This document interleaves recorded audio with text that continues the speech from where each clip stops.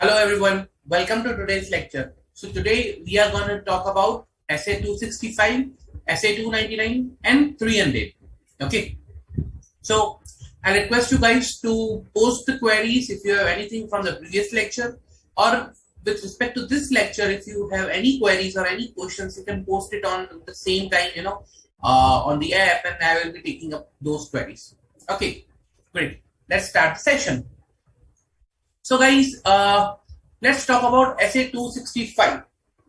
Now, how SA 265 works, what is the role of SA 265?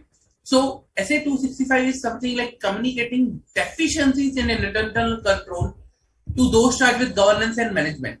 Now, you will be saying that, okay, we just now saw this essay yesterday. That was 260. You know, so what is the difference then between 260 and 265? Okay, I'll tell you. So when I talk about SA 260, okay, it is something related to discussing and communicating the issues to the management, to the those charged with governments, not management. That's the SA 260. If you remember the name, that is communication with those charged with governance, and there is a specific communications or some items of significant difficulties, audit planning, independence, everything. Those are the items which are communicated as per that essay. Now, when I talk about essay 265, it talks about communicating with those charged with governance and management, both. Okay, but about what? Specifically about deficiencies in internal control, or significant deficiencies that we'll see. Okay, so that is the difference between essay 260 and 265. I'll write it down here.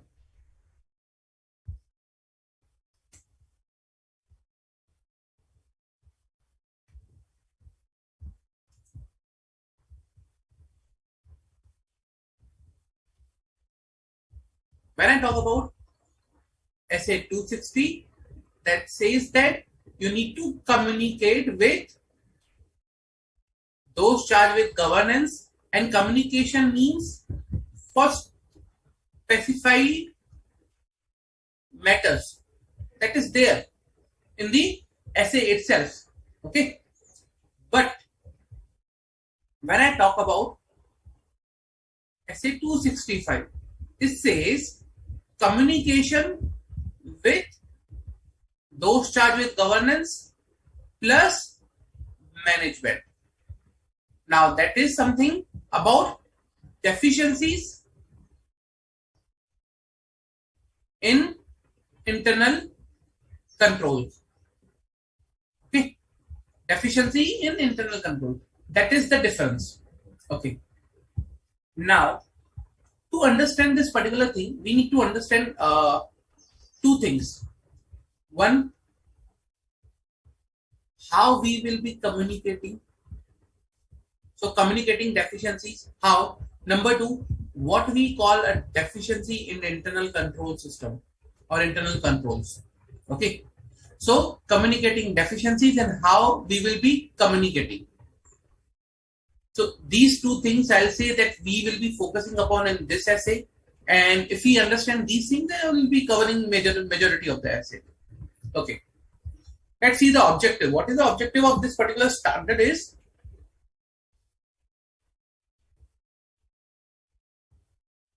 Auditor is to communicate appropriately to management and those charged with governance deficiencies in internal control that the auditor has identified. We know through the even the name of the standard itself, we can figure it out. This one, fine. Now, we need to understand what are the deficiencies in the internal control. Okay. So, when I talk about deficiency, remember previously I presented one diagram, handmade diagram. Over there, we were talking about deficiencies in internal control. Okay. Now, see, the rain over here is a risk. Risk can be any type of any type. I'll say this risk is of material misstatement. This risk is of material misstatement.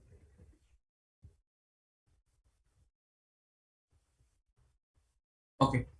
Now, when this risk falls down, my internal control, that is the umbrella in this, the current case, has some holes. That's a deficiency. This deficiency, can be significant, cannot be a significant, might not be a significant. But how to identify whether this is a significant or not is by the amount of water that is coming from the deficiency, that hole. Okay, if the amount of water together coming from other holes in that umbrella is huge, is too much to handle, then the deficiencies together are significant deficiencies.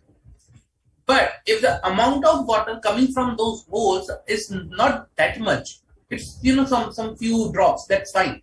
So in that case, I will not call as a significant deficiency.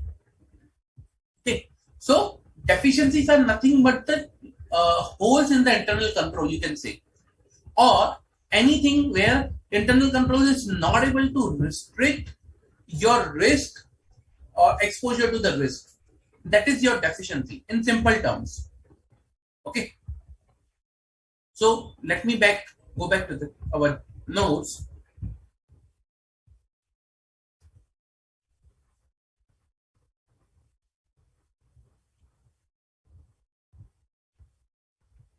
So deficiencies, okay, is equivalent to risk not addressed by internal controls. If the controls are not effective, are not operating effectively, are not designed effectively, in those cases that becomes a deficiency. Okay, so risk not addressed by control, or I can say when a control is designed to prevent or detect some misstatement, but it is unable to prevent / detect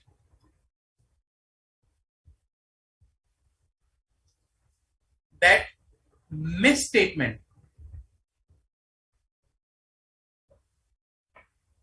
Okay, is unable to prevent or detect misstatement in a financial statement on timely basis.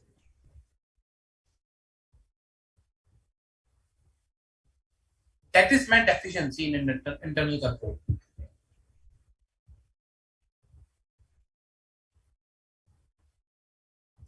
Now, when I say unable to prevent, that is in my example that I showed you, unable to prevent is unable to stop or prevent the water from coming down. Okay, if your umbrella is unable to prevent the water, to pass through the umbrella, it's unable to stop the water, then there is a deficiency in that internal control. Okay, so that is deficiency. Now, what is significant deficiency? Significant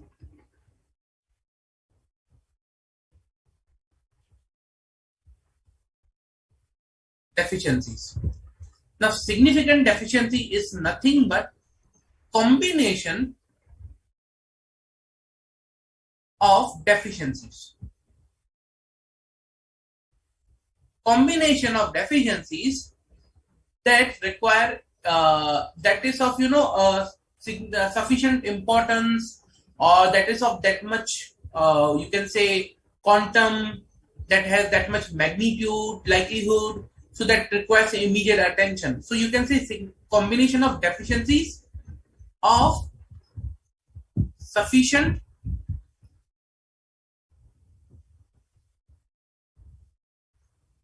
importance, okay, of sufficient importance to merit the attention.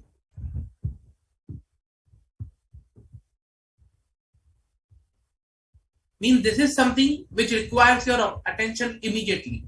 A combination of deficiencies which require your attention immediately, that is a significant deficiencies. So in our example, when I say there is a hole, 1, 2, 3, 4, 5, five holes together can make a significant deficiency, but standalone on one single hole may not make a deficiency, a significant deficiency. So combination of individual holes in the umbrella together, so that it is important, or it's something like, which requires my attention. Okay, there are multiple holes in my umbrella. This requires my attention. That is significant deficiencies. Clear?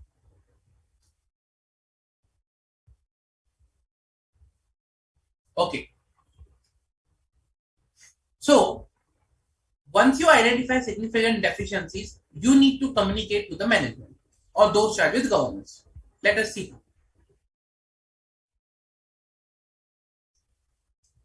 So this essay says that identify whether there are any deficiencies in internal control is present by performing audit, understand whether individually or in combination they constitute significant deficiencies, and then communicate to the respective stakeholders. Communicate to the respective stakeholders.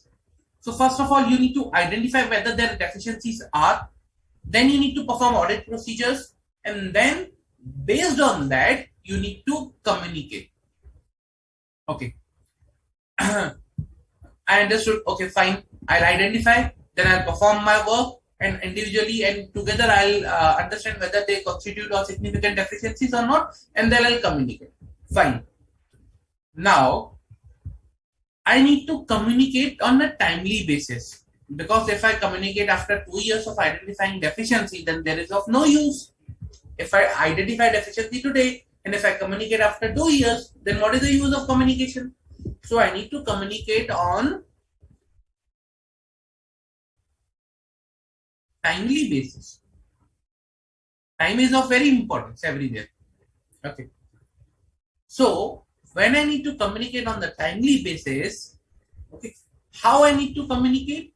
I need to communicate in writing that significant deficiencies in internal control are there. Okay, unless and until is it not appropriate or inappropriate to communicate directly. Okay, so there might be some conditions, or where it is related to the fraud, or something where the management is self involved. But otherwise we need to communicate to them in writing. Okay. Other than this, what we are required to communicate is, so we are first required to communicate significant deficiencies. Then, other than significant deficiencies, there is something more that we are required to communicate. That is, other deficiencies in internal control.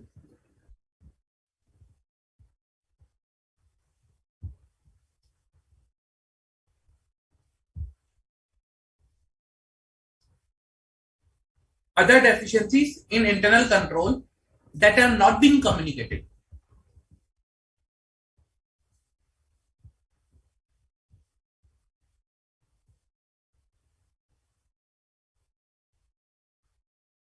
That have not been communicated to management by other parties.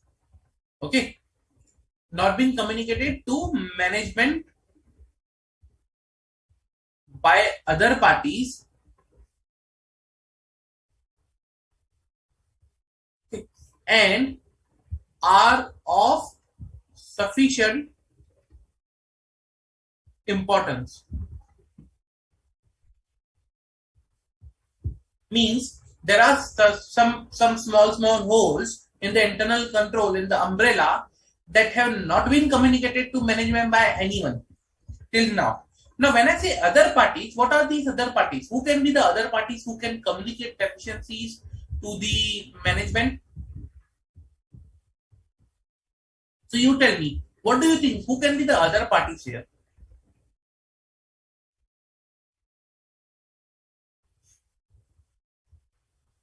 Any example?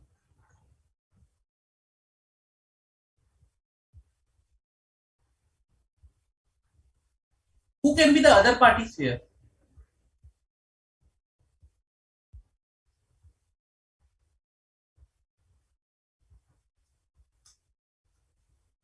Any example? You can give me any example, whatever comes to your mind.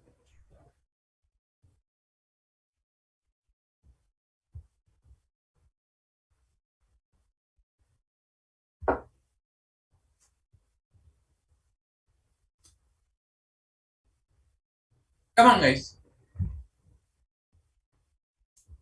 Okay, Jay, good.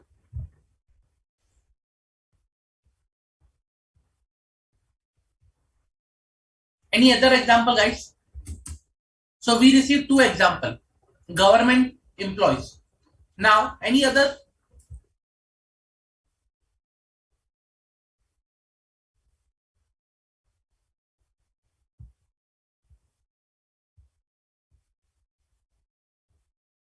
Okay. So other parties may involve, like as you said, employees, or basically, if I say other parties, you can say internal auditors, because internal auditors' role is also to identify deficiencies in internal control. If other parties like internal auditors, or it may be someone hired specifically, or some like as I said, that someone who is entrusted or who is given this task to identify and communicate other deficiencies. Now, if that person, okay, is not communicating or has not communicated or identified other deficiencies, then it will be our responsibility to communicate those other deficiencies in internal control to management that are of sufficient importance. Okay, so that is with respect to the other deficiencies. So let us see now the requirement. So communication of deficiencies in internal control, to who to communicate and what to communicate, that is we need to see. So we are required to communicate significant deficiencies in internal control, communicate to those charged with governance on timely basis, communicate to management unless it is inappropriate to do so. So think about management, whether it is appropriate to communicate to the management. Now, in certain cases, it might not be appropriate, as I said earlier. That depends upon case to case basis, when it is appropriate, when it is not appropriate.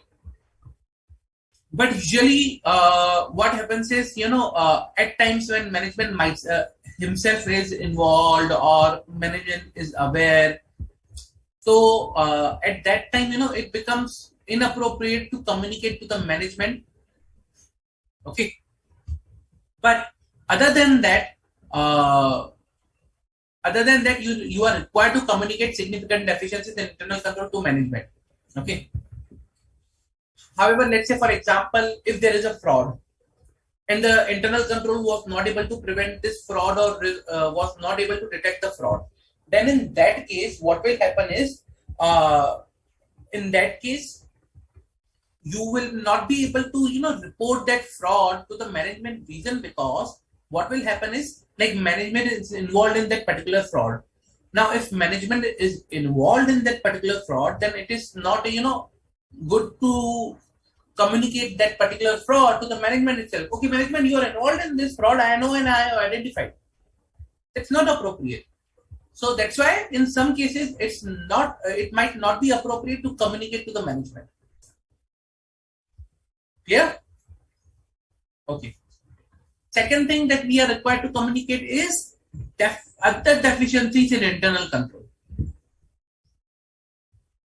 and that we are required to communicate to the management if it has not been communicated to the management. Other deficiencies in internal control, communicate to the management if it is not been communicated by any other party. Okay, so that's the requirement of this particular standard. Now, what we are required to communicate, in the way we are required to communicate is a description of the deficiencies and an explanation of their potential effects. Like, what is a deficiency? Like, it's a hole in the umbrella. Umbrella is torn from there. Umbrella is not working appropriately. It's not opening up appropriately. Whatever deficiency it is in the internal control. Okay, so deficiency in the internal control and explanation of their potential effects. If the auditor has communicated deficiency in internal control other than significant deficiencies to management in prior period, okay, and management has not chosen to remedy them for a cost or other reason, then the auditor is not required to repeat the communication for the current period. Let's say, for example, I'll show you an example.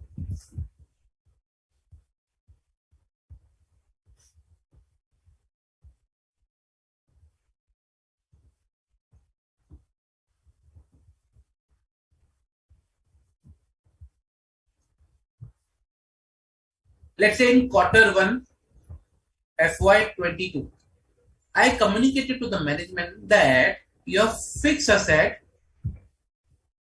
addition control,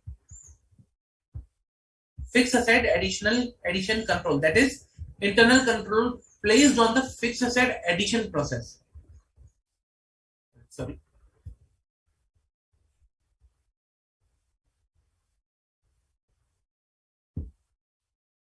Okay. Additional internal control placed on the fixed asset addition process, that is fixed asset addition control, is not operating effectively. Now I gave them the reason why. The reason why it is not operating effectively is there are no approvals, okay, before someone enters the fixed asset in the ERP. Means no approvals are taken before someone enters the fixed asset in ERP. So there was a twofold risk over here. One, fixed asset addition are not appropriately entered into ERP. Second risk, fake fixed assets might be entered into ERP. So there were two risks that, okay, fixed asset additions are not appropriately entered into the ERP. Let's say there was the addition of rupees 100, but someone while entered rupees 1000. So because there were no approvals, there was no review before someone enters the fixed asset into the ERP. That's why these two risks were not addressed. And I said, okay, there is a very big deficiency. I will make this as a significant deficiency. This control is not working. Management agreed, said fine, okay, we agree. This control does not work. We will rectify this control. From Q1 till Q4 FY22, I checked, and the same deficiencies were still present. Should I communicate to the management again with all detail that there is a deficiency in the internal control? Answer is no. Once if I have already communicated to the management and management has chosen not to rectify because of whatever reason management has chosen, okay, they will not rectify, then in that case, I'm not required to repeat the information about such deficiencies, which are already previously communicated to the management or in those charged with governance. Okay. Now, these deficiencies which are already communicated to those charged with governance, okay, for their remediation, they already know, like through our previous letters or through our previous details. But that is not necessary that we communicate every time same thing again and again. That is of no point. Okay. So we are not required to communicate same thing till the time, like it's not communicated. Okay.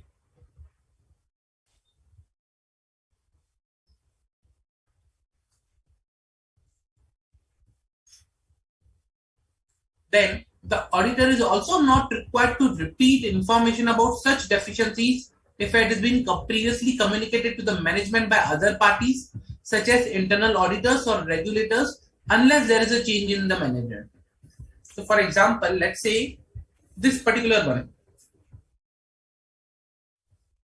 this particular example, deficiency in the fixed asset internal control was already communicated to the management by internal auditors. Are we required to repeat this communication? Answer is no. We cannot, just like, okay, there were 10 items in the internal audit report, copy that in your report and present to the management. No point of doing that. So do not repeat if someone has already communicated to the management. Okay, these are the things that have been already communicated. We are not required to communicate those, things again if it has been communicated by someone else. Again, so first, you are not required to communicate to the management the deficiencies you have already communicated in prior periods, but they are not chosen to, rectify those deficiencies. Number two, you are again not required to communicate things which are already communicated by someone else, unless and until there's a change in the management. Okay, understood? Any doubt?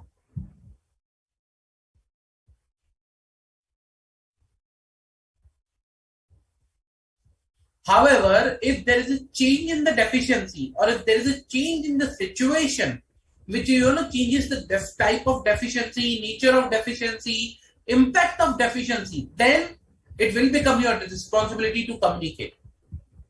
Okay.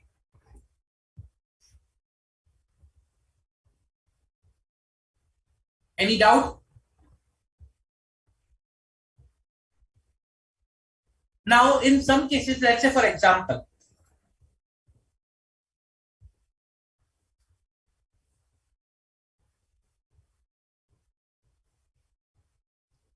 let's say those charged with governance is asking you to communicate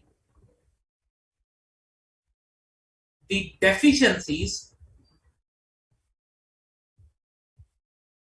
which are already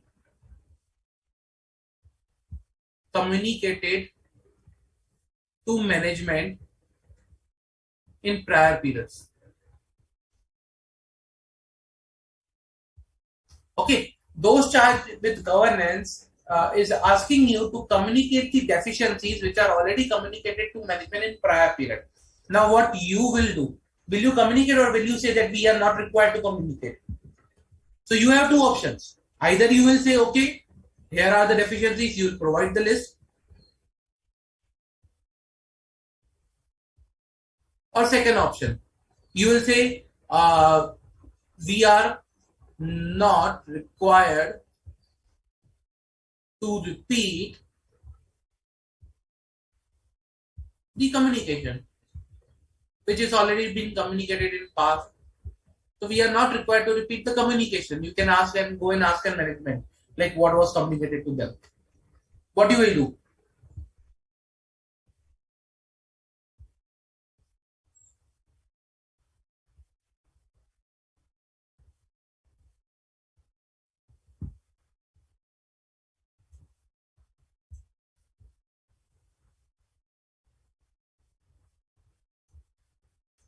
So what you will do in this case? Will you report to management those charged with governance, or you will say go? We are not required to communicate or repeat the communication. Go, you check with the management.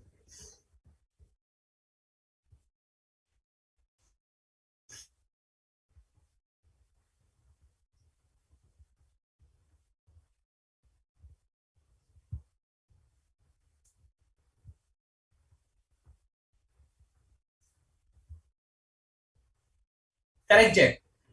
So you will provide the list, but you will not say like, we are not required to communicate.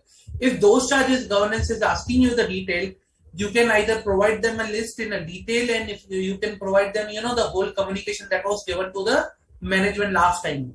But it will not be appropriate to say that we are not required to repeat the communication because someone is asking you, to provide the details. So in that case, it is your responsibility to communicate when there is a specific request from them. Clear? Any doubt? So there is one question: the difference between significant deficiency and other deficiency. So just significant deficiency means combination of deficiencies of sufficient importance to merit the attention. When I say other deficiencies, that is not a significant deficiency. Like let's say normal deficiency, other deficiency basically, standalone deficiency in the internal control. We can say. Any further doubts, guys?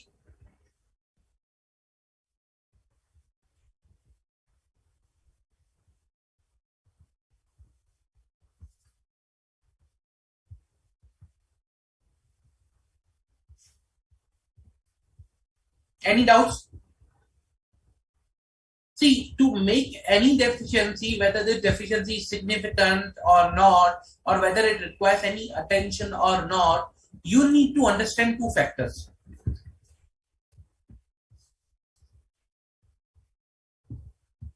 I'll tell you with an example.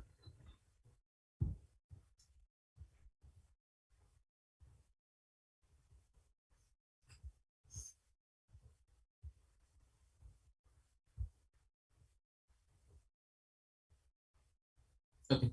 Now, to understand any deficiency, whether this is a significant, other, or of not that much important, I need to understand two things: magnitude of impact,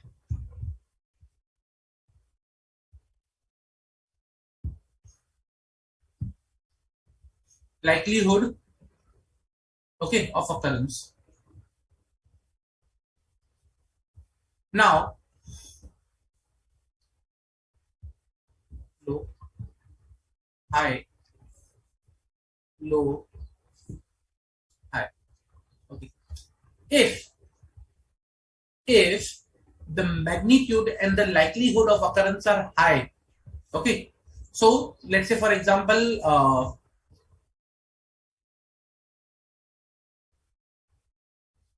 this particular area of the graph, okay, where the magnitude is also high and likelihood is also high. Now, if somewhere at that some place we identify, okay, the magnitude and the likelihood is high, okay, then what will happen is that will become my significant deficiency.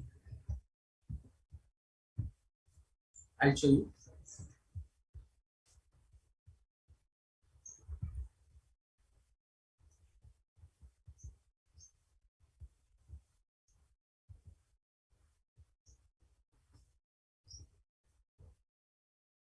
Just a minute, give me a minute. I'll show you with an example over here.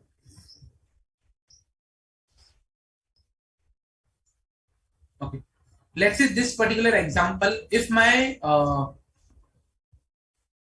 this is a magnitude I can understand. Let's say for this is a magnitude on a particular scale of a graph, and this is a likelihood. So this point over here, this will decide whether the deficiency is significant or not. If my magnitude is high, that is high over here. If my likelihood is high, then the deficiency will become my significant deficiency.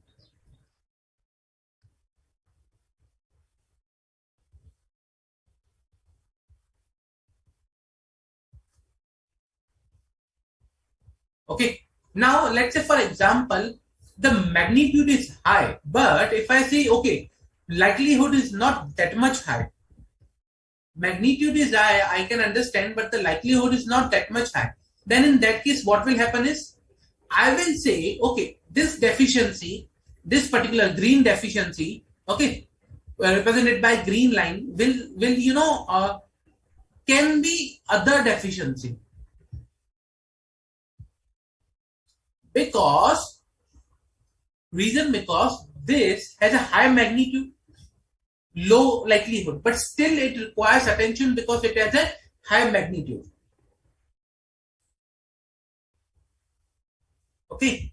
So any deficiency which requires an attention, but I don't think so that's a significant, because either likelihood or magnitude is not that much great. Then in that case, I'll call that deficiency as the other deficiency. So to answer, like, to identify whether the deficiency is significant or not, I need to identify the magnitude and likelihood of the occurrence. Magnitude, when I say, how do you identify the impact when the deficiency or the risk materialize? Let's say, for example, my fixed asset addition control.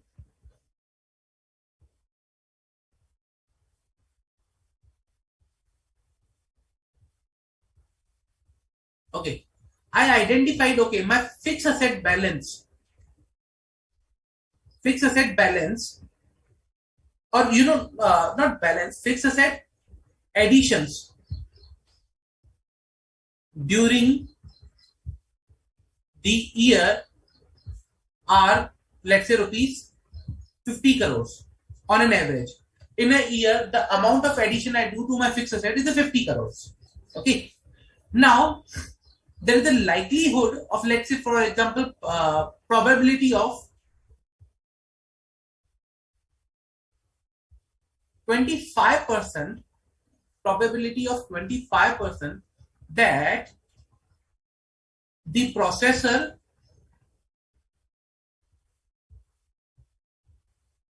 will enter fixed asset details wrong. And this 25% is, taken out of, how many instances in my past I have identified. So based on that, I have calculated the probability. So now, let's say, for example, when I will multiply both of them, 50 crore into 25%, how much it will give me?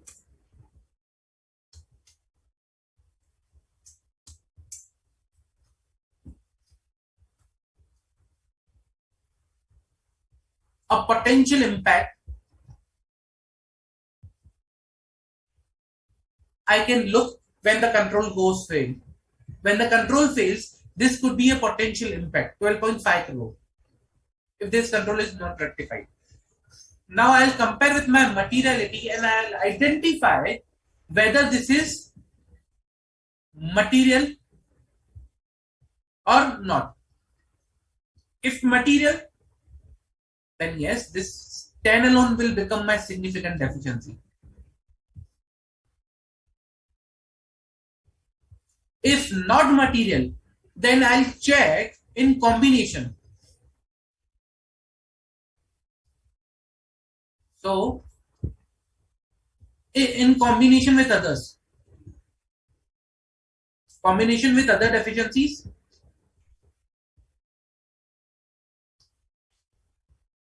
and if material with other deficiencies, then it will become significant deficiency in combination with others. Now, in combination also, it is not material, then I can call that as a other deficiency.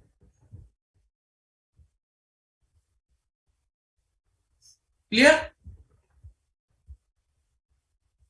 This is how you identify whether a deficiency is a material or not material, significant or not significant.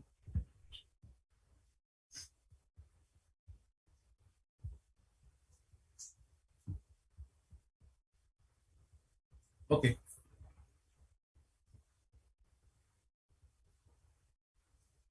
Now, other than this, what we are required to, there are two things that we require to communicate to the management. One, about the significant deficiencies to management and those charged with governance. Second, about the other deficiencies that we are required to communicate to the management. Okay. Other deficiencies only management, significant deficiencies to those charged with governance and management. Okay. Now, other than this, what we are required to communicate over and above to this, that, okay, what is our responsibility also? Okay, that, okay, this is our responsibility, that we will, understand the internal controls, we will design and test and identify internal controls, and then whatever deficiency will come, we'll report to you. That is something we need to communicate to the those charged with governance. Clear? Okay. Now let us see some of the questions that have been asked on this particular topic, like in the past also, or some MCQs, so that you can have a understanding and detailed clear of the, what you can say, clarity about the topic.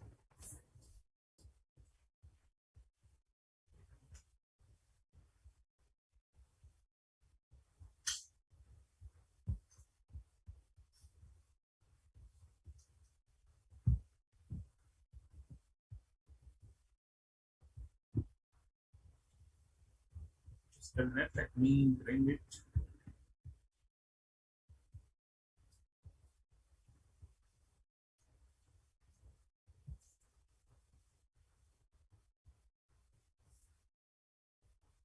Okay. So there is one MCQ. Let us solve this one.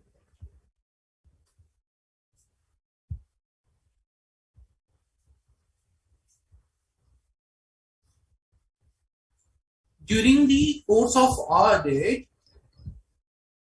of AAPE to fail limited, the engagement manager of the audit team identified the internal control placed over booking of approval and provision is not working efficiently.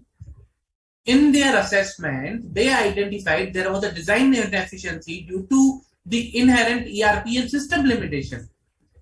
However, upon discussion with the approval booking team of the entity, they identified the cost involved to remove the ERP and system limitation is around 2.5 CR. Okay, that is rupees 2.5 CR. Okay.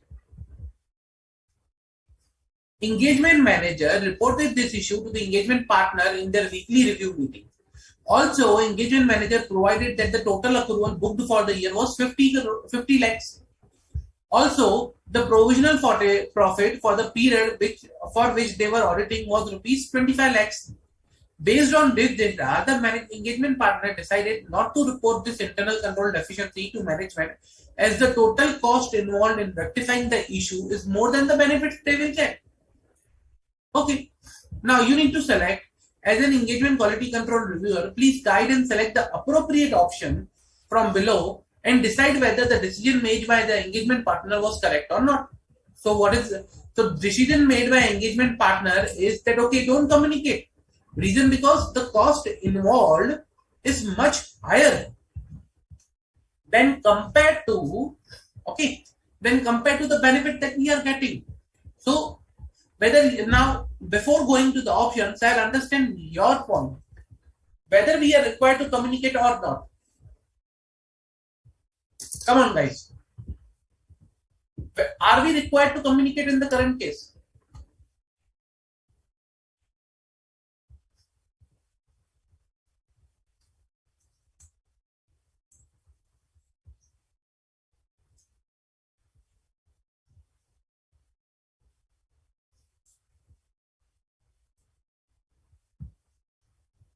Are we required to communicate?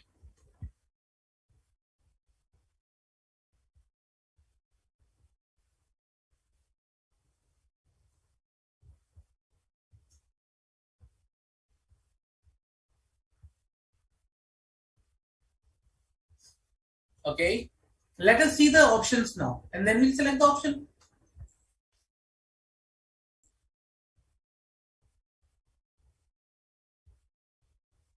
Options are: auditor is also responsible for evaluating the cost benefit of the implementing remedial action. Any remedial action that has a more cost involved than the amount of the benefits assumed estimated to be derived should not be implemented and reported to the management, or where appropriate, those charged with governance. Second option: management and those charged with governance may not choose to implement remedial action suggest to them because of the cost and other consideration. However, auditor has a responsibility to report all the deficiencies to the management or those charged with governance. Third, auditor and management should work together to decide whether the state matter can be reported to those charged with governance, and based on the mutual decision, they should perform the reporting. Fourth, all the information collected by engagement managers should be first validated in written representation should be obtained from those charged with governance regarding the cost involved in the remedial action. Once the state representation are sought, then only the state matter should be reported to the management. So what do you think the appropriate answer over here? A, B, C, D. What is the appropriate answer, guys, here?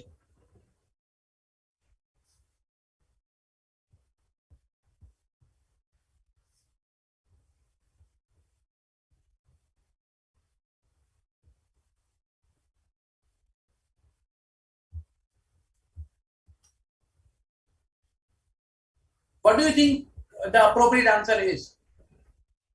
If you need to select one option, what is the appropriate answer? Correct, Jay. Very good.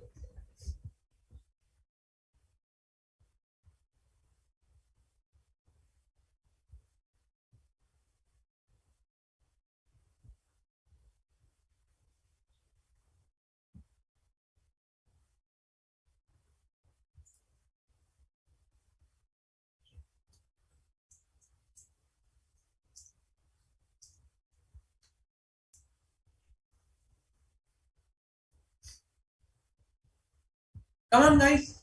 Any other answers? Any other answers, guys?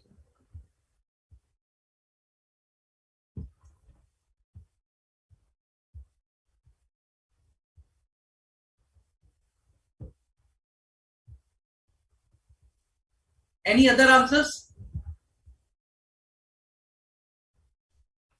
Okay. So, in the current case, now, as I said, it is the responsibility of the management to remediate the internal controls. See, what is the responsibility of the management? To maintain the internal controls, to remediate the internal controls if any issue has been identified. Okay, it's a responsibility of management. Now, if something wrong we have identified, then let management decide whether they want to rectify it or not. Our responsibility is to communicate. Now, we need to communicate to the management, and then management needs to decide whether they want to implement the rectify the deficiency or not. That's something upon the management. So, the B option that is there is correct. And let's say A, auditor is responsible for evaluating cost benefit of implementing remedial action. That is not my responsibility. My responsibility is to identify the issue and to provide a suggestion. Now, the cost benefit analysis of the suggestion, that is something management has to do. So this is not correct.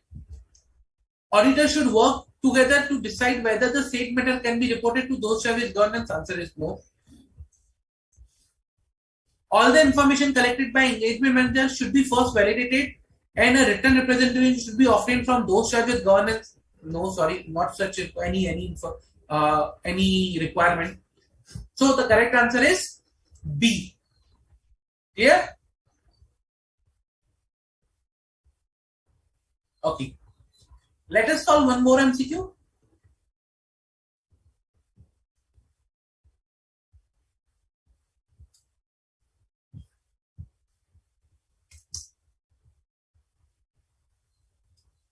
Okay. During the course of audit of ABC Limited, Mr. A, manager in audit team, identified that there is significant risk in the lease transaction due to complex cross-border sale and leaseback arrangement. The significant risk or risk of material misstatement was not identified in management's risk assessment process. Upon various inquiries with the management regarding their risk assessment process, it was identified and concluded by the audit team that the management risk assessment process is not effective to identify all the significant risks. Fine. Mr. A is a manager, decided that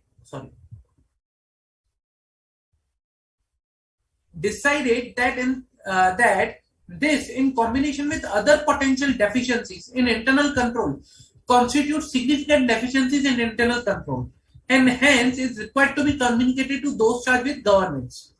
However, engaging partner on the audit of ABC Limited had a different view. According to him, only matters that are actually identified and pose significant deficiencies due to their magnitude are only required to be communicated. Matters of potential misstatement are that are not actually misstatement cannot be termed as a significant deficiencies.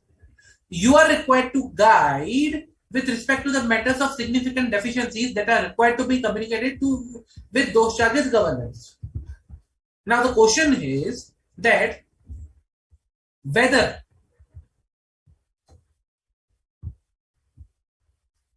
potential deficiencies together can be termed as significant deficiencies, means deficiencies which are actually not identified till now. I haven't identified the deficiencies, but there is the potential that there could be a deficiency. Okay. Number two, failure of management's risk assessment, okay, risk assessment process, failure of management risk assessment process or identification of risk, whether it is a, the question will be whether it is a deficiency in internal control.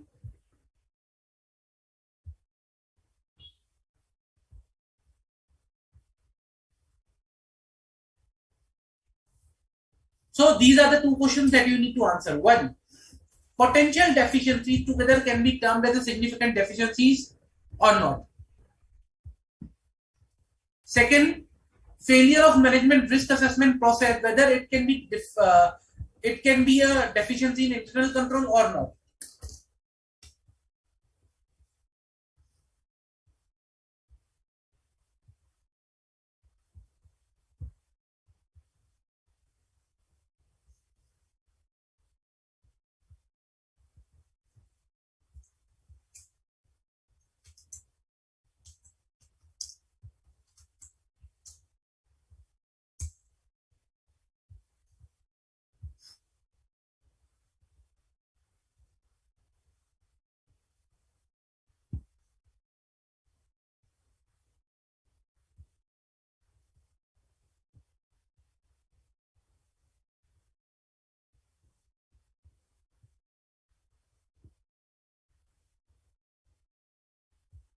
Come on, guys, waiting for your answer.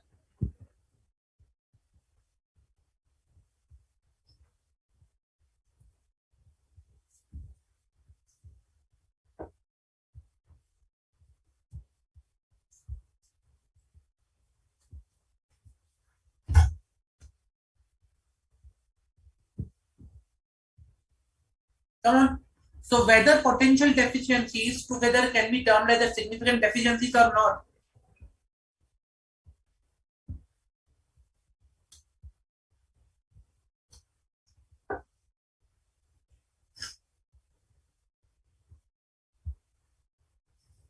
Second, failure of management risk assessment process, whether it is a deficiency or not.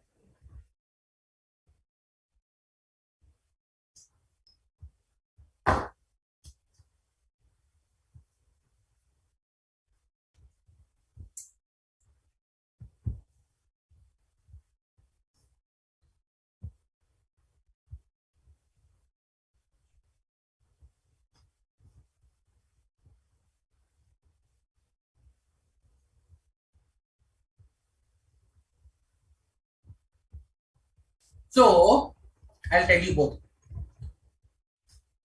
First, potential deficiencies together can be termed as significant deficiencies or not. So answer is yes, they can be. It is not necessary that the deficiency should have been identified. If there is a potential that there could be a deficiency of that much magnitude or significance, Yes, then potential deficiencies also could be termed as significant deficiencies which are required to be communicated. Number two, failure of management risk assessment process, whether it's a deficiency in internal control. Yes, it is. Remember the COSO framework? The COSO framework, or the control environment, it says that like there were elements of some framework like control environment, risk assessment, control activities, information communication and monitoring activities.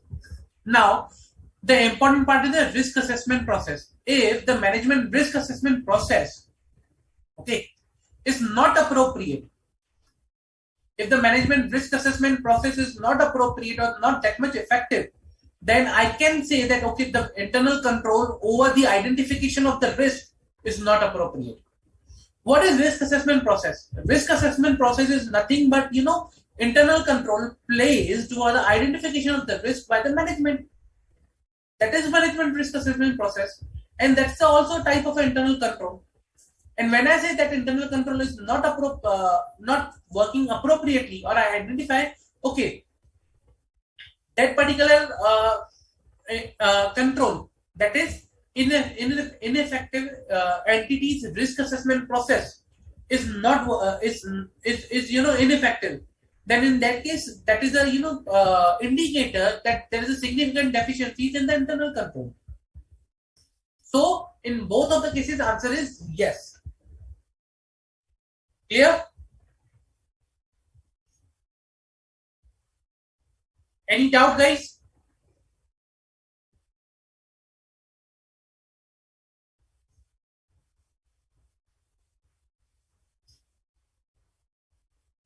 Any doubt?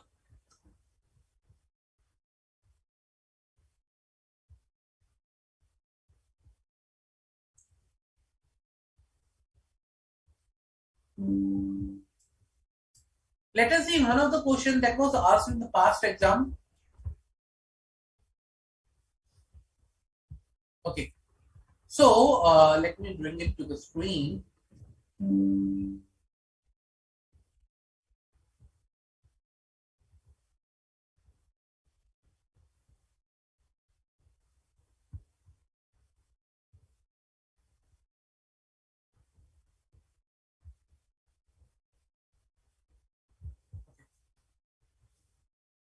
So this was asked in the past exam. Auditors are required to obtain an understanding of the internal control relevant to the audit when identifying and assessing effectiveness and the risk of material misstatement. During the course of audit of APC Limited, you observe that significant deficiency exists in the internal control system and you want to ascertain the same. Elucidate the various indicators of significant deficiencies which will help you in assessing the efficiency of internal control system of the organization. Okay, so now as per SA 265, communicating deficiencies in internal control to those charged with governance and management. Indicators of significant deficiencies in the internal control include, for example, evidence of ineffective aspects of the control environment, such as indication that significant transactions in which management is financially interested are not being appropriately scrutinized by those charged with governance. Identification of management fraud, management failure to implement appropriate remedial action. Remember the ERP example. Absence of a risk assessment process within the entity where such process would ordinarily be expected to have established. Evidence of an ineffective entity's risk assessment process, such as a management failure to identify a risk of material misstatement that the auditor would expect entities risk assessment process to have identified. My another example on management's risk assessment process. If this process is not there, then I can say there is a deficiency, significant deficiency in internal control. Evidence of ineffective response to the identified risk. Management misstatement detected by the auditor's procedure that were not prevented or detected or corrected by the entity's internal control. Okay, So let's say, for example, fixed asset example. Okay, fixed asset addition one. Disclosure of a material misstatement due to error or fraud as prior period item in the current year's statement of profit and loss account. Evidence of management inability to oversee the preparation of financial statement. So these are certain examples where I can say, okay, there is a evidence available of the significant deficiencies in internal control.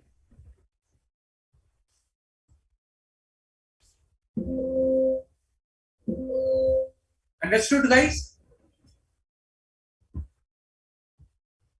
So these are certain examples which say that okay, there is a significant deficiencies in internal controls. Okay, let us take one more question.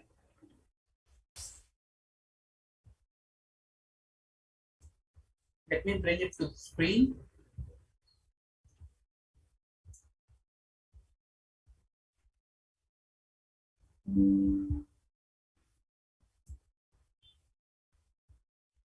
See, the more questions I'm trying to cover more questions so that you can have a clarity how the things are asked in exam and how you need to answer them. Okay. The important point over here is to understand what is asked. If you can understand what is asked based on you can easily answer those questions, and that's something we are already covering over here.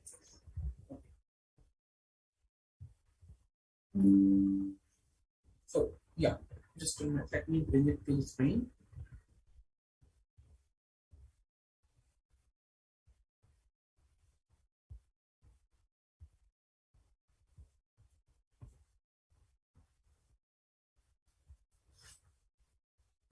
CAN has been appointed as an auditor of TRP Limited. While conducting the audit, he has identified some deficiencies in internal control. He needs to determine whether a deficiency or a combination of deficiencies in internal control constitute a significant deficiency and has to communicate them in writing to those charged with governance and management on a timely basis. Guide CAN with some examples of matter to be considered while determining significant deficiency in internal control with relevant essay. Okay. As per SA 265, communicating deficiencies in internal control to those charged with governance and management. Significant deficiencies in internal control means a deficiency or a combination of deficiency in internal control that, in the auditor's professional judgment, is of sufficient importance to merit the attention of those charged with governance. Okay. Now you need to give certain examples, okay, which can be constituted as a significant deficiencies. Okay, let us see certain examples. The likelihood of deficiencies leading to material misstatement in the financial statement in future. That's the potential deficiency I'm talking about in future. So again, the point I covered, potential deficiency. The susceptibility to loss or fraud of the related asset or liability. The subjectivity and complexity of determining estimated amounts such as fair value accounting estimates. Financial statement amounts exposed to the deficiencies. The volume of activity that has occurred or could occur in the account balance or class of transaction exposed to the deficiencies or deficiencies.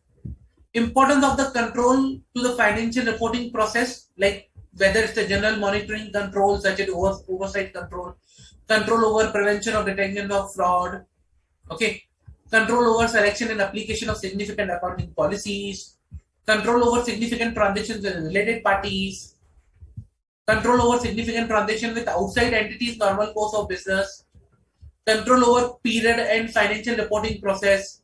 Okay, now these are certain controls which are of important nature.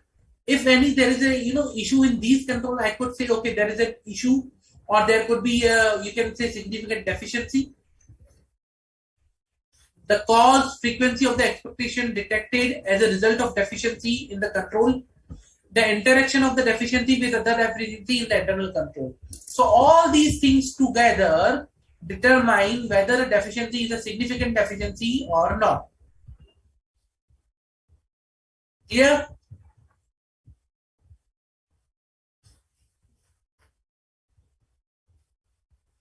Any doubt? So there is one question. Are we required to perform our own risk assessment procedure? Answer is yes. As per SA 315, you are required to perform your own risk assessment procedure irrespective of the risk assessment procedure performed by the management. Any question, guys?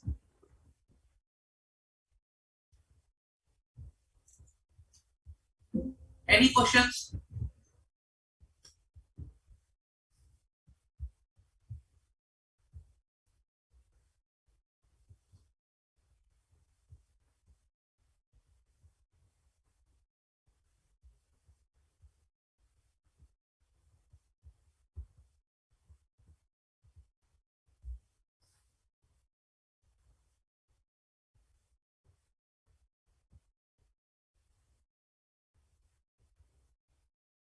Any questions, guys, with related to SA 265?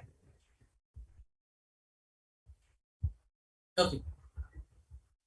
Can you just provide Jay, what is not clear in that so that I can explain much better?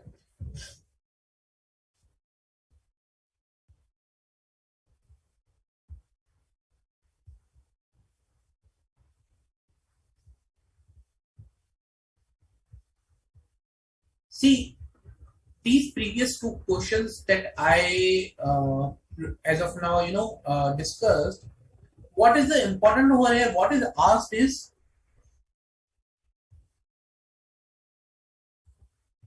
various indicators of significant deficiencies, like you are required to provide some examples. Second, some examples of the matters to be considered while determining significant deficiencies. Okay, so in first it was asked indicators which can point towards the significant deficiencies. In second, some examples of the matters while considering the significant deficiency, means some examples, okay, this can constitute a significant deficiency. So here see, examples of the matters may be considered in determining whether a deficiency or a combination of deficiency in internal control constitute a significant deficiency. So these are certain examples. Over here also, if you see, indicators of significant deficiencies and internal control include, for example, these following things. Now these are indicators. So this is a difference between both questions. And if you have the concept clear, you can easily provide the examples.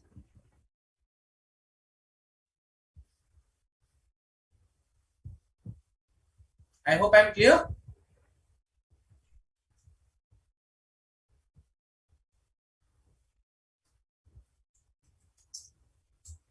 Any further doubt?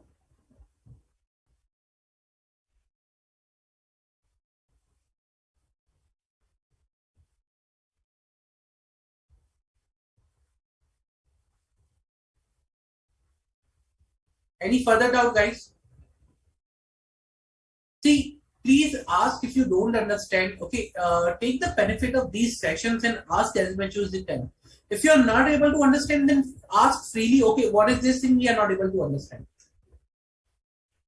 Then only you will come to know. Okay, what we are discussing over here, and it might be it may happen that at the first instance it might confuse you. That's normal. But in that case, ask. That's the only request I will have with you guys.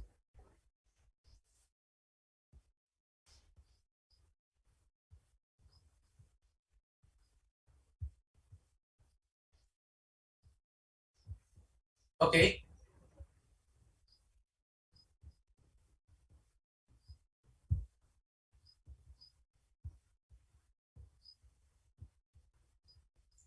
If no further questions,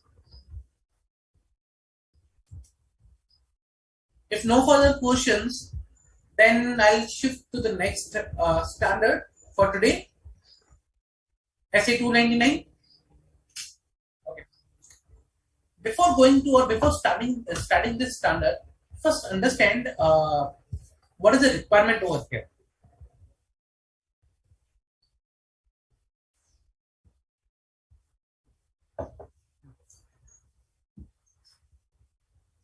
Okay. SA 299, joint audit of a financial statement.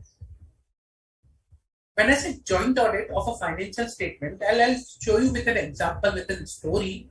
Okay. Let's say, for example, remember in the start of the sessions on the standards, I told you one story about me and my friend. That me and my friend were, given an assignment of audit, uh, let's say audit of ABC Limited. Okay. At that time, we were provided with this assignment, and we were, asked, okay, to carry out the audit of that particular assignment. Let's say, for example, I'll explain you with example.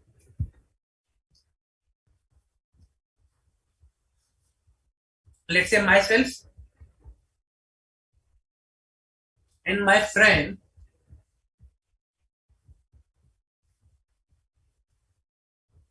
okay, let's say Mr. A. Myself and Mr. A were given audit of ABC Limited. Now he asked me, friend, that okay, we are given the assignment of ABC Limited, audit of ABC Limited. What should we do? I told him, okay, do one thing. First of all, you understand the entity. Okay, you understand the entity. So we divided, okay, what we are going to do. So I said, okay, fine, let's prepare a list that I am going to do, and let's prepare a list that you are going to do with respect to this thing. If I am going to do everything, I'll take the whole fee. If you want the part and the fee, you have to do some work. You have to, perform some activity. I said, fine. He said, fine, okay. We'll bifurcate equally. I said, fine. I said, okay. I understand the laws and regulations. You understand the process. Then I said, okay, I'll take the liability side of balance sheet. I said to you take asset side of balance sheet. I said, okay, I'll look into the expenses. I told him you look into the revenue of P&L. Okay. Then I said, okay, with respect to the application of Ind AS, we'll both see whether Ind AS are applied properly or not. I said, fine, we'll both see, because in some of the Ind AS he's expert, in some of the Ind AS I am expert. Okay, fine. Let's see, together. So we decided our areas. Fine. Now, by deciding our areas, what we did is, he said, okay, we'll bring our teams together and we'll conduct a meeting. So we both brought our teams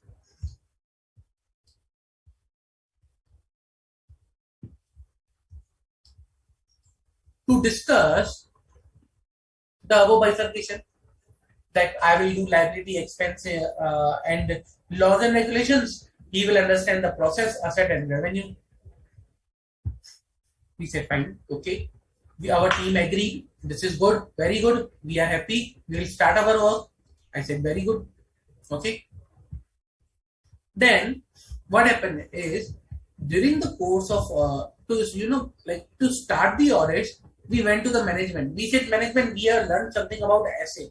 We have learned that before starting any engagement, we need to do client's acceptance and continuous processes. So we need to agree the terms first to give us the engagement letter. You sign the engagement letter and agree the terms of engagement. Okay, I said, okay, you sign the engagement letter and agree the terms of engagement, because SA 210 says that you need to agree the terms. Correct? If I'm not wrong. Remember something that we discussed in past lecture? Agreeing the terms of engagement? Okay. Now, management said fine. Management said, okay, I will give you an engagement letter, and Mr. A, and I will give Mr. A different engagement letter, okay, with his name and according to his areas and everything. So I'll mention in engagement letter that he will do these areas, and in your engagement letter, I will mention your areas. I said no. Why this partiality? Why two engagement letters? No, this is not allowed. I don't want any partiality, biasness, and anything. You give one engagement letter that should contain both of the details. Okay, so as I asked them, you give me one engagement letter.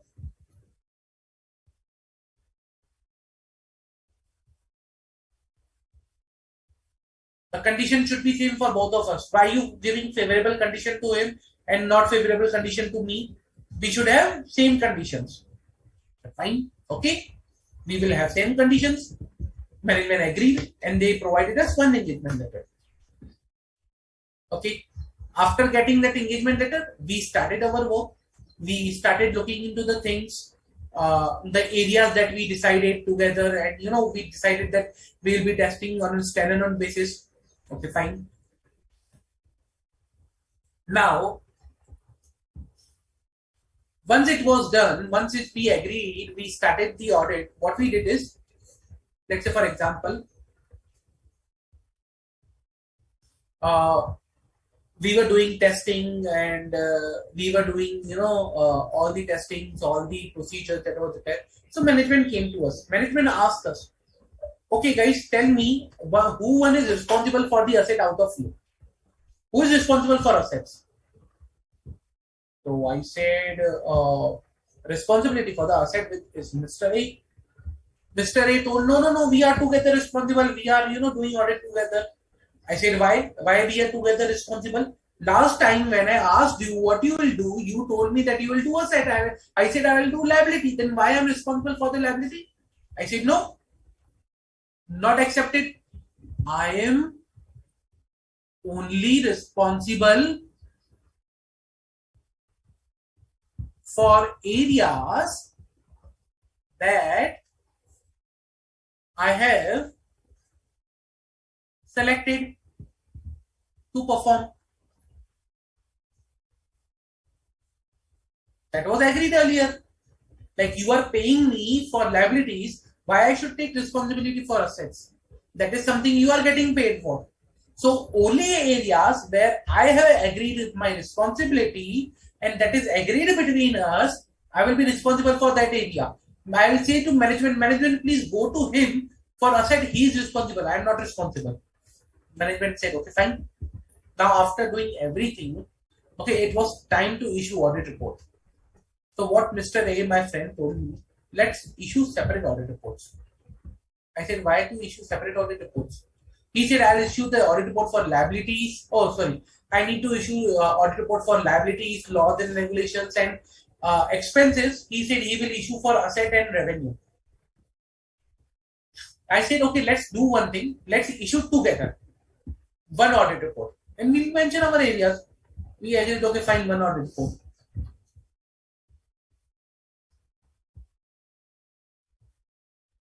Okay. Then, with respect to one audit report, there was one of the area that we were both together looking, that was Ind AS. Now, he was saying that in financial statement are as per Ind AS. So, Mr. A and myself. As per Mr. A, Ind AS compliance, he was saying it is good, appropriately fine. Ind AS has been compliant. I said no, Ind AS are not compliant. My knowledge is good here. So understand that I have some additional knowledge in Ind AS and for this particular startup. He was not agreeing. He said no, I don't have less knowledge than you. Ind AS is compliant. You are wrong. So we had some discussions and we had a difference in opinion.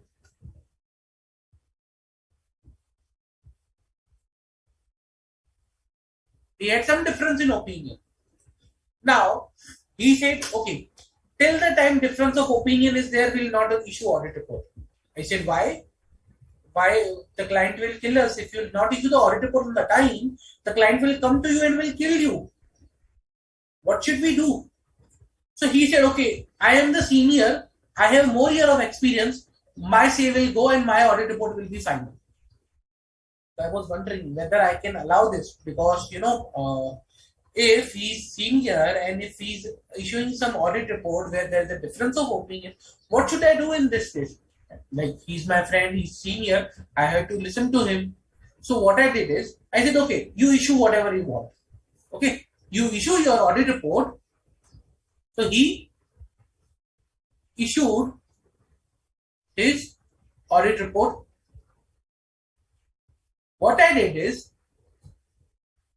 I issued my own. Issued my audit report where there was a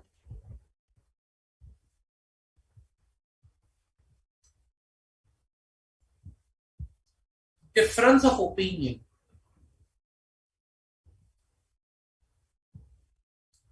Okay, where there was a difference of opinion.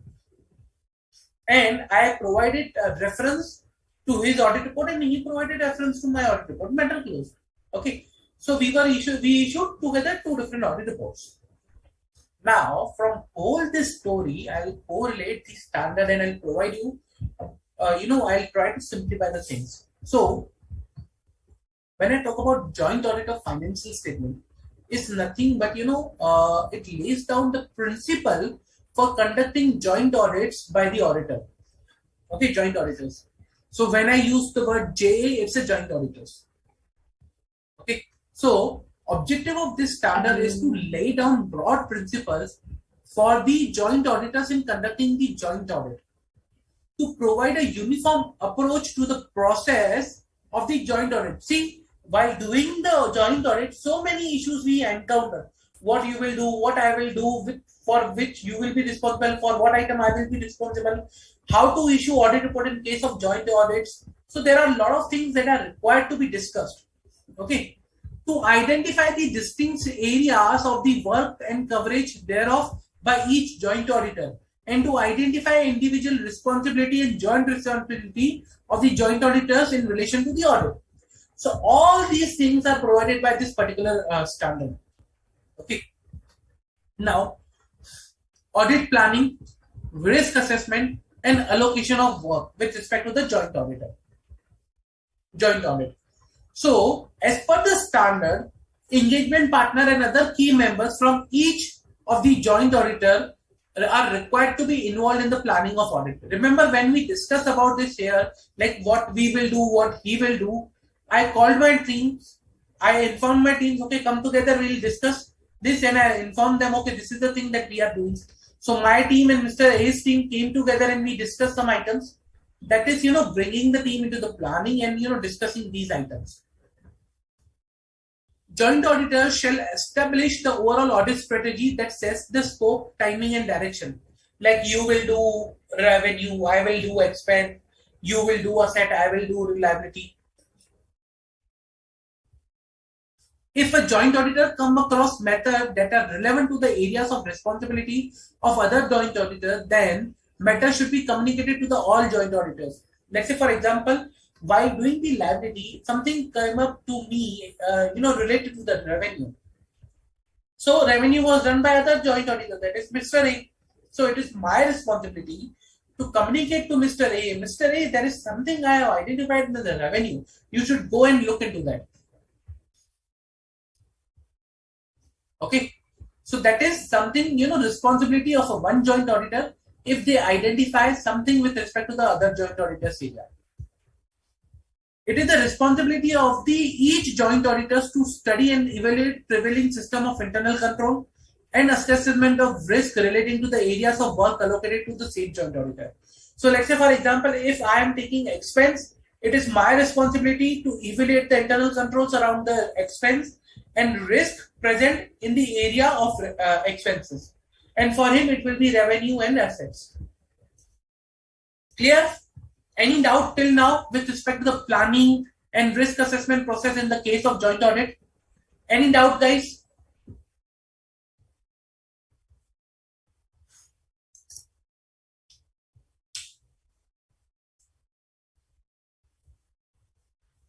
See, I will be correlating each and every phase with my example, but any doubt till now? Any doubt?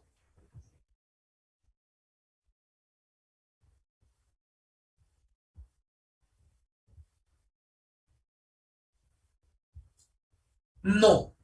So, Jay, if let's say for example, if the deficiency, so the question is, if Mr. A does not look at the deficiency that is pointed out by me, okay, that pertains to his area, then should I look into that deficiency?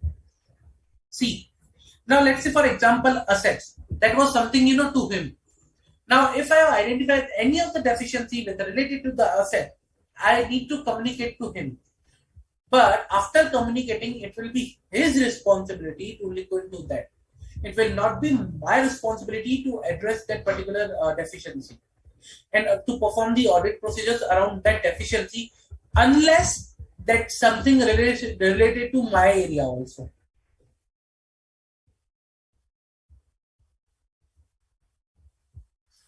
I hope I am clear.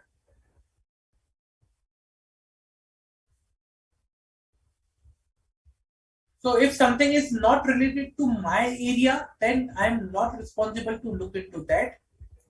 I'll let the other auditor whose responsibility it is to look into that particular area.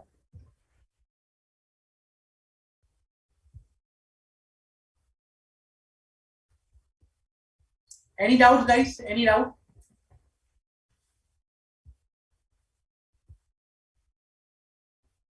So if no further doubts, what we can do is like we can take a quick break and we'll be gather, coming back at 10 minutes. Okay, let's take a quick break of 10 minutes.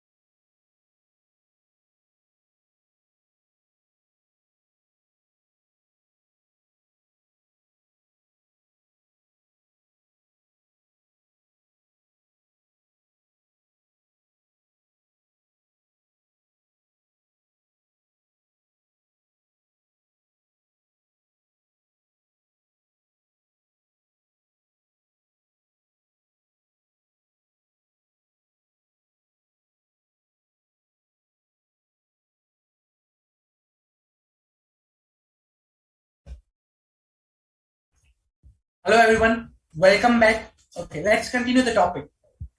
So, we were talking about before the break the joint responsibility of joint auditors in a financial state audit of a financial statement.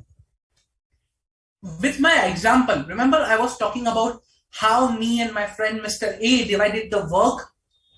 Okay, now development of a joint audit plan. Okay, so with respect to the development of joint audit plan, we need to identify which areas that I will be doing, which areas he will be doing, and which will be the common areas. So identify the division of the audit areas and common audit areas among the joint auditors. That he will do asset, I will do liability, he will do revenue, I will do expense. That's the bifurcation I need to, keep it here. And common areas like Ind AS, compliance with the Ind AS, financial reporting framework. So all those things we will be keeping here. Then ascertain the reporting objectives and nature of the communication required. What will the reporting objectives over here is? Like, okay, we are required to report we are required to provide an expression. We are required to provide an opinion. Okay, regarding, we will be giving a reasonable assurance with respect to the whether financial statement are free from material misstatement or not. So that's the something objective we need to establish over here. Then, once we discuss about the objectives and the nature of the communication that will be required during the course of audit, we need to consider and communicate among all the joint auditors the professional judgment taken by them and their factors. Let's say, for example, with respect to some of the areas in the expense side. Now, these expense side areas have direct impact on the asset, or assets have direct impact on the expenses. Let's say, for example, depreciation. Let's say, for example, amortization of lease rentals. Let's say some, amortization of capitalized expenditures. So there is some items on the asset side which directly impact on the expense side. Now, my friend has taken some assumptions. Like he has taken some, professional judgment with respect to some estimates which are there on the asset side, which is direct impact on the expense side. He is required to communicate all those professional judgment with their factors, with their, details to all the joint auditors, so that, it might have impact to the other joint auditors also. So it is the responsibility of the joint auditors in the audit to, communicate all the professional judgments that they are taking. Okay. Consider the result of preliminary engagement activities.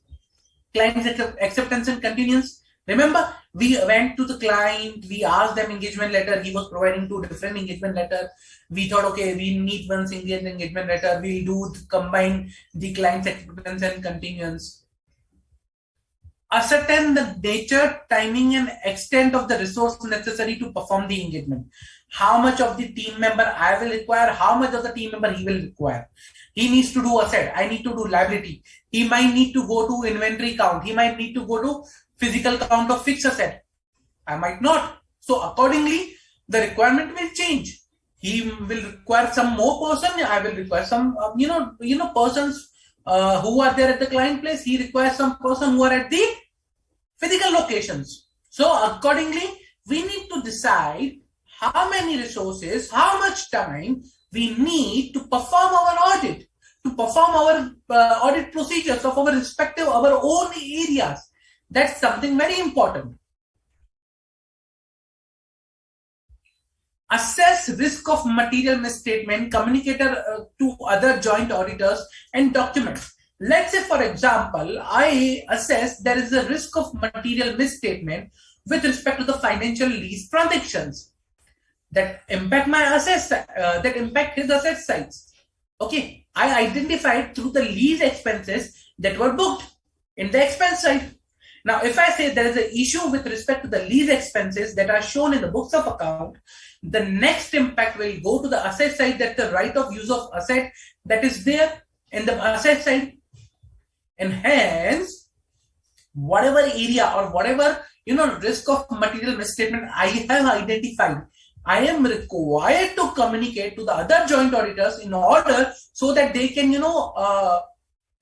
they can be aware about those risk of material misstatement might relate to their area, might not relate to, but that is their responsibility to understand and identify, okay, whether it is related to their area or not. But it's my responsibility to communicate and to document.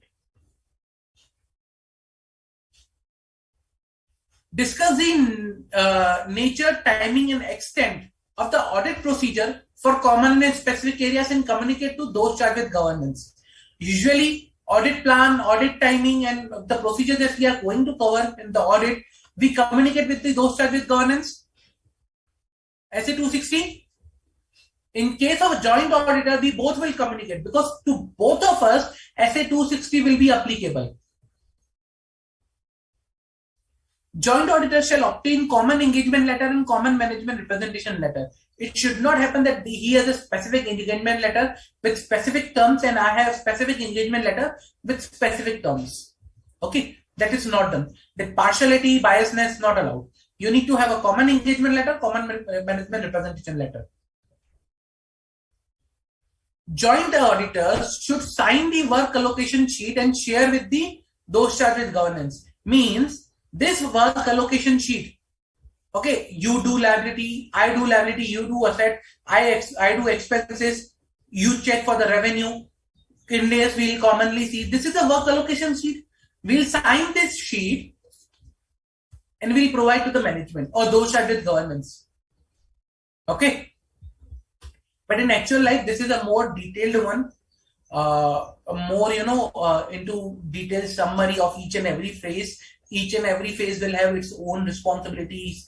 What responsibility Mr. A will have, what responsibility I will have on planning, pre-planning activities, risk assessment, defining the nature, timing, extent of audit procedures, detailed audit procedure for each and every area that I will be performing, he will be performing. There will be some overlapping areas and there will be, what is expected from him, what is expected from me. All those things will be documented. It will be easily, I can say, 30, 40 page document.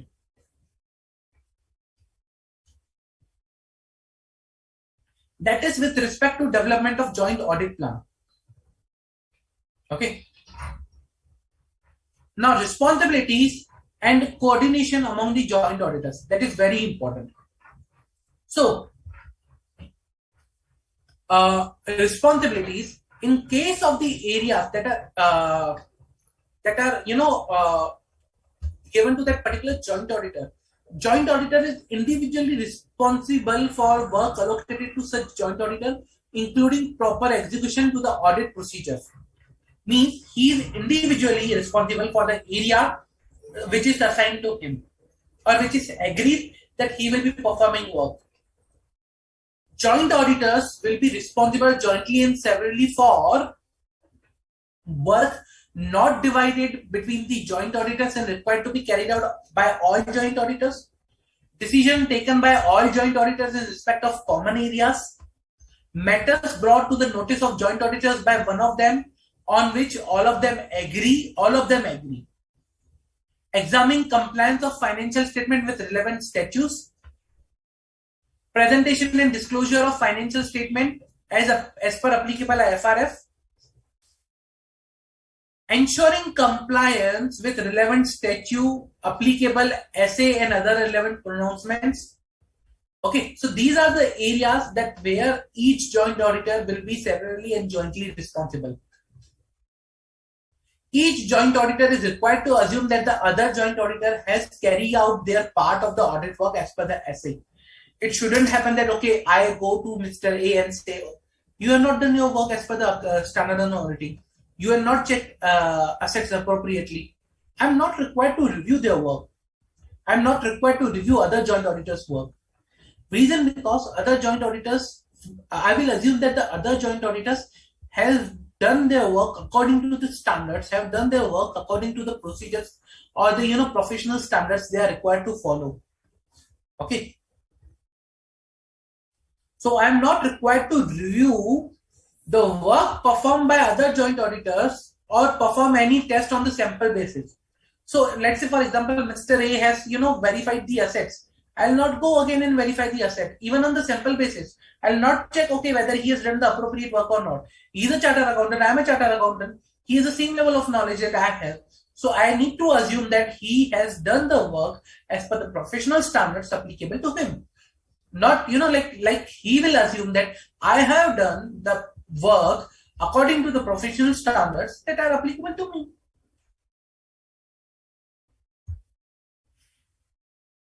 Other joint auditors have informed joint auditors notice any departure from any applicable FRF or significant observations. So, if there is any departure, I need to bring to the attention of other joint auditor. And before finalizing, all joint auditors should discuss their findings and work done so that a better communication can happen. Okay. Now, with respect to the reporting, the joint auditors are required to issue common audit report. Okay. In case there is a disagreement between joint auditors, they shall express their opinion in a separate audit report.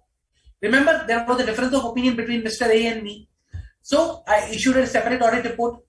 Same way, in the case of a joint audit, when there is a disagreement, okay, and you are not able to issue a common audit report, you should issue a separate audit report for the disagreement. A joint auditor is not bound by the views of the majority or seniority. Let's say, for example, Mr. A came to me and said, I am senior, you need to agree what I am saying. No, not necessary. Even there are, let's say, 4 joint auditors, A, B, C, D, and B, C, D say that, okay, we agree on this. A, on a standalone basis, does not agree. It is not necessary that majority wins. No. If A has some different opinion, he can issue a different audit report. So, CAR, to make reference of SAR. SAR is a separate audit report. CAR is a common audit report. So, common audit report to have a reference of a separate audit report and separate audit report to provide reference of common audit report. So, let's say, for example, there was a common audit report issued by B, C, D. Let's say an example. B, C, and D issued common audit report, that is CAR as of now, but A issued separate audit report. Okay. Both audit reports should have reference of each other. Both audit reports. And why this happens is when there is a disagreement between the auditors. Like, they say there is a finding, there is a misstatement. One says there is no misstatement. One qualifies his audit report, one do not qualify the audit report. So when there is a disagreement on to reporting part, they will issue a separate audit report, but the common audit report and separate audit report should provide reference to each other. And the reference should be given to SS other matter paragraph that we will see as per SS 706. When joint auditor is expected to modify or include other matters paragraph, emphasis of matter paragraph or other matter paragraph in audit report, then they are required to communicate the proposed wording and the reason with the those charged with governance for such inclusion. Again, as per SA 260, you need to communicate with the those charged with governance for the content and the form of your audit report. If there is any, changes in the content and the form of the audit report, like including EOM, modifying your audit report, including other matter paragraph, same. That is with related to the joint audits and the responsibilities of the joint auditors. Any doubt? Any doubt?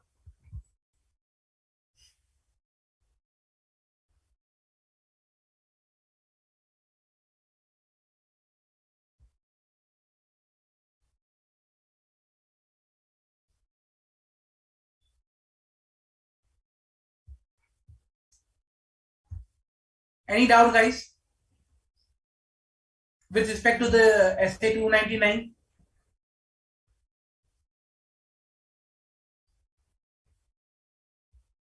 No? Let's solve some MCQs then. Let's see. ABC and Company, BEF and Associate, and GHI and Company were appointed as an auditor of Too Big Limited. all the three joint auditors, after deciding their separate and common areas for the purpose of audit, as per SA 299, designed and executed the necessary audit procedures that were required to collect sufficient and appropriate audit evidence in order to support their opinion over financial statement of company. All the joint auditors, based on the audit procedures performed and evidence collected by them, except ABC and Company, concluded that the accounts payable balances, one of the common areas for audit, does not contain any material misstatement which can negatively impact the overall audit opinion. However, ABC and Company were of the opinion that the account payables balance is grossly underreported and that will impact significantly the audit opinion. Based on the discussion between all the three joint auditors, it was decided that a single opinion will be issued that is supported by the majority of the joint auditors to the management or where appropriate to those churches' governance. Now you are required, what will be your opinion over the reporting of issue identified ABC and Company in accounts payable? So here are the options.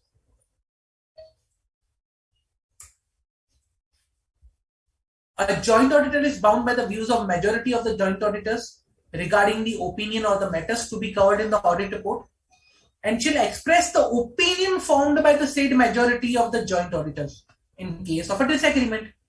Option number B. The joint auditors are required to issue common audit report. However, where the joint auditors are in disagreement, an unmodified opinion should not be issued in a common audit report. The joint auditors are required to issue a common audit report.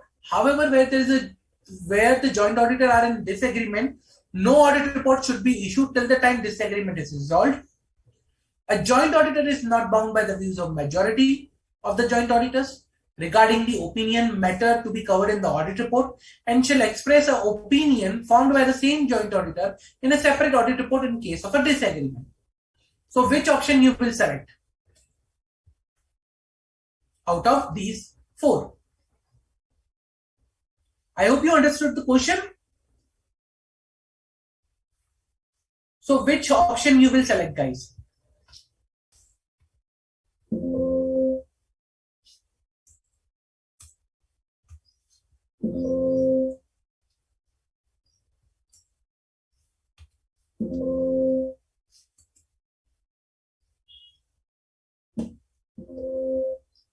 Which option you will select?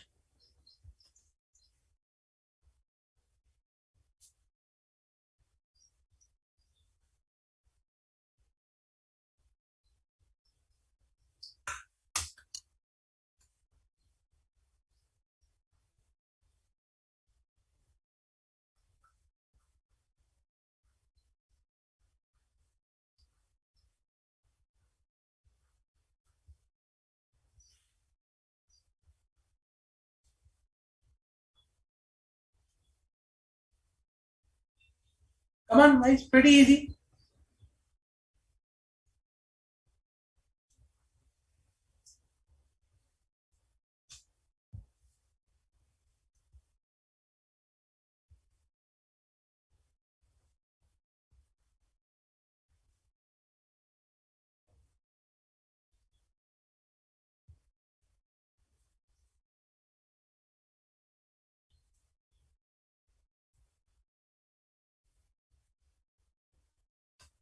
Come on, guys, pretty easy. Which option you will select? Okay. Correct, Priya.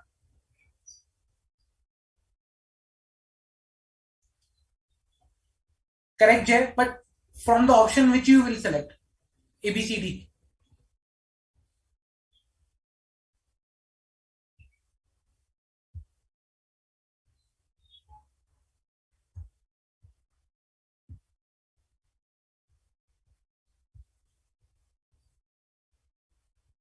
So you need to select one option over here.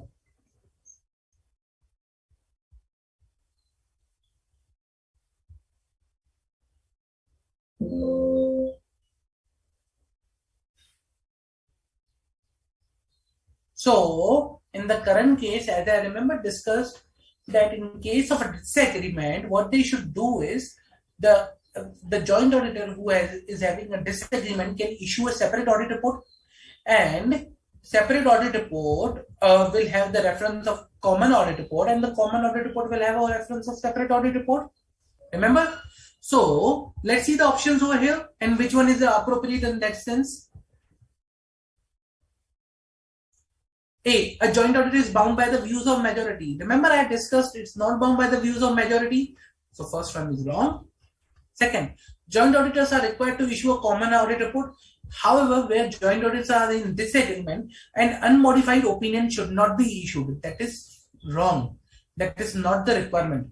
It is not the case that, okay, when there is a disagreement, you cannot issue unmodified opinion in a common audit report. That's wrong. A joint auditors are required to issue common audit report, and they cannot issue report till the time the disagreement is resolved. Answer is wrong. A joint auditor is not bound by the majority views, correct, regarding the opinion in matter, and shall express the opinion formed by the said joint auditor in a separate audit report in case of a disagreement. So, separate audit report to be issued when there is a disagreement. This is the correct answer. So, this is the appropriate answer. D. Clear? Any doubt? Okay. On the same line. Okay. There is one more question. Let us see and understand this question. This will enhance our clarity about the topic.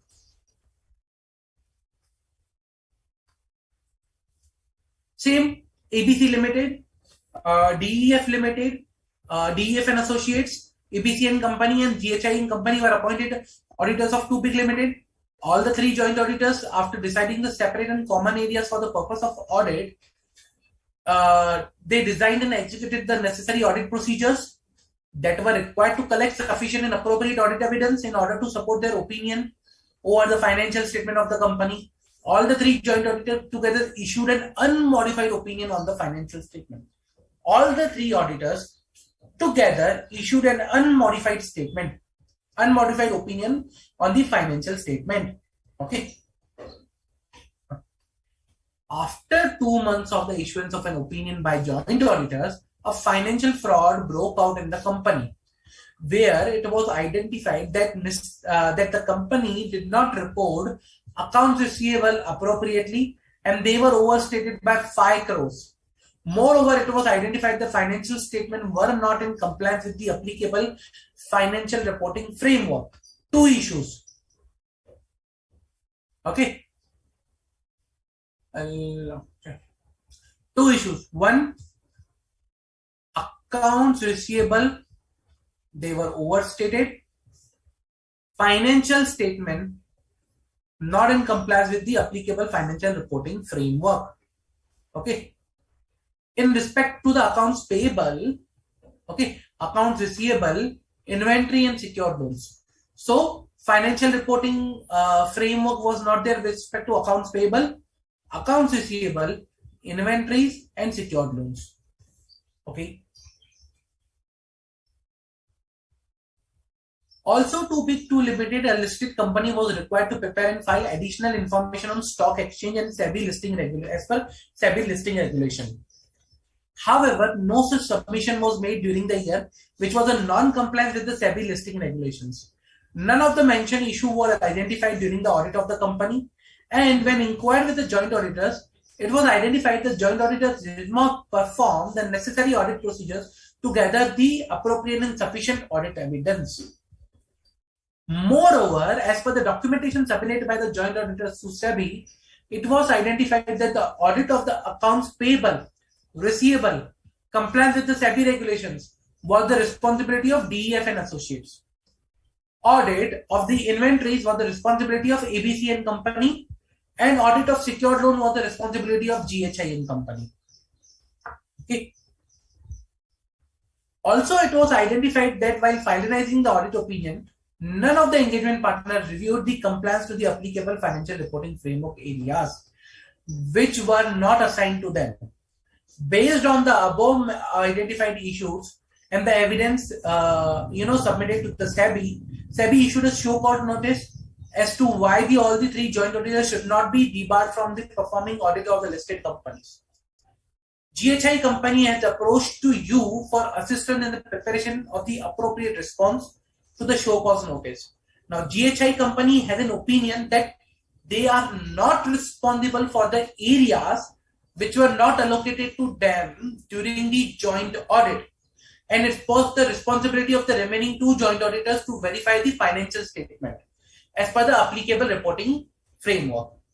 Now, you need to guide who is responsible for what. Let's say in this case, okay, I'll simplify for you. Areas where the issue was identified: accounts receivable, okay, they were overstated by rupees 5 crore. Financial reporting framework was not complied with respect to accounts receivable, accounts payable, inventory, and secured loan.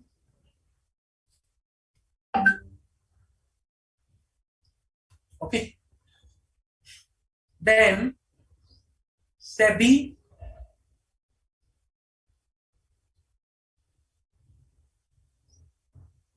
listing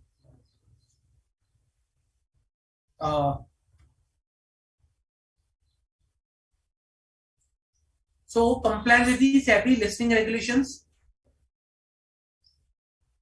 SEBI regulations.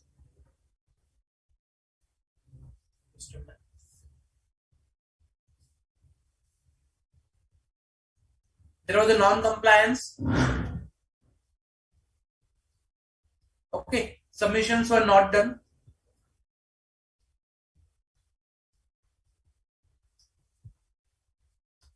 Now, these are the three areas where the issue were identified. Out of the three areas, ABC, D, E, F, GHI. Okay, so it was identified that accounts payable, accounts receivable, and compliance with SEBI was the responsibility of DEF. Accounts payable, accounts receivable, and SEBI compliance was their responsibility. Then, audit of inventory was the responsibility of ABC and company. Okay, and secured loan was the responsibility of GHI and company. So, inventory and secured loan. Now, you tell me, okay, with respect to this, whether the joint auditor like ABC, DEF, and GHI, DEF is responsible for the areas that he was there. ABC is responsible for the areas that for which he was assigned to, and GHI was responsible for the areas he was assigned to. Agreed? Now, GHI has been also issued a notice by SEBI, okay, where there is a non-compliance with respect to the applicable FRF. Now, you tell me from the options, okay, what is the correct option and why GHI is responsible, and if not, then why not? So let's see the options over here. In respect of the audit work divided among the joint auditors, each joint auditor shall be responsible for the work allocated to such joint auditors, including proper execution audit procedures. Hence, GSI is not responsible for areas assigned to DEF and associates, including compliance with the applicable financial reporting framework as a whole. In respect of the work divided among the joint auditors, each joint auditor shall be responsible only for the work allocated to such joint auditors, where proper execution of the audit procedures is there. Hence, GHI is not responsible for the areas assigned to DEF associates. However, GHI will be responsible jointly and severally for the compliance with the applicable financial reporting framework. one of the all three joint auditors can be held responsible for preparation and presentation and disclosure of financial statement as required by applicable financial reporting framework. Hence, only GHI is responsible for compliance with the applicable financial reporting framework. As there was no material misstatement identified in the secured loans, which was the responsibility of GHI, and hence GHI is not responsible for any of the issues identified. So what is the correct answer? A, B, C, D. Come on guys, what is the correct answer?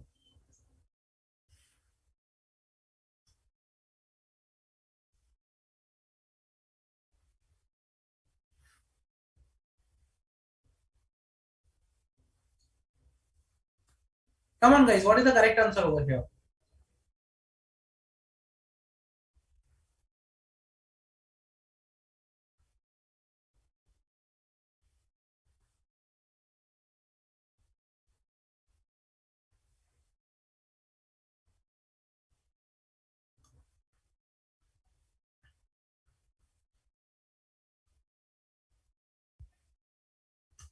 A, B, C, D. What do you think is the correct one?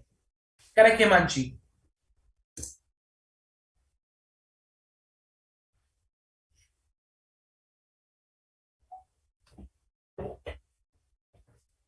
Correct, Himanshi. Come on, guys. What is the correct answer over here?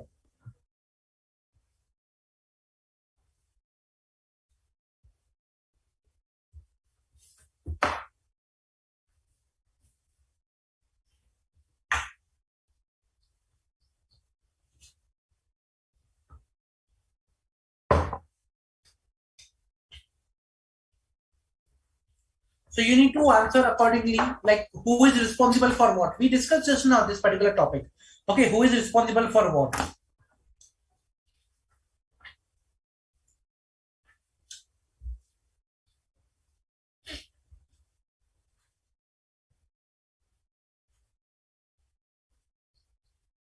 Come on, guys, waiting for your answer.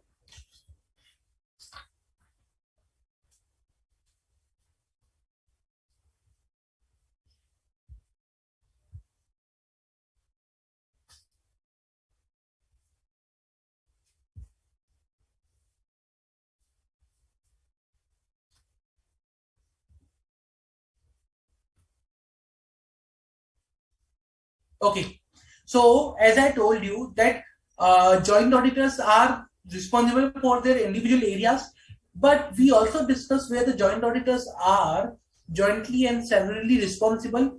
One of the area was compliant with the financial reporting framework, and hence GHI will be responsible for the compliance with the financial reporting framework as a jointly and severally with all the joint auditors. Okay, so here there was a non-compliance of the financial reporting framework with respect to accounts payable, receivable, inventory, and secured loan. Although there was no misstatement in the secured loans, still GHI will be responsible for the compliance with the applicable financial reporting framework. However, for the areas which are not assigned to him, like accounts receivable, SEBI compliances, GHI will not be held responsible. So the correct option will be B, not A, C, and D. Clear? Because A says that GHI is only responsible with respect to GHI is not responsible. That is wrong. In C, it says that GHI is responsible for like only responsible is GHI, not DEF, not ABC, and hence it's wrong. All the joint auditors are responsible. And in D, it says that he is not responsible. Again, that is also wrong. So the correct answer is B. Clear, guys? Any doubt?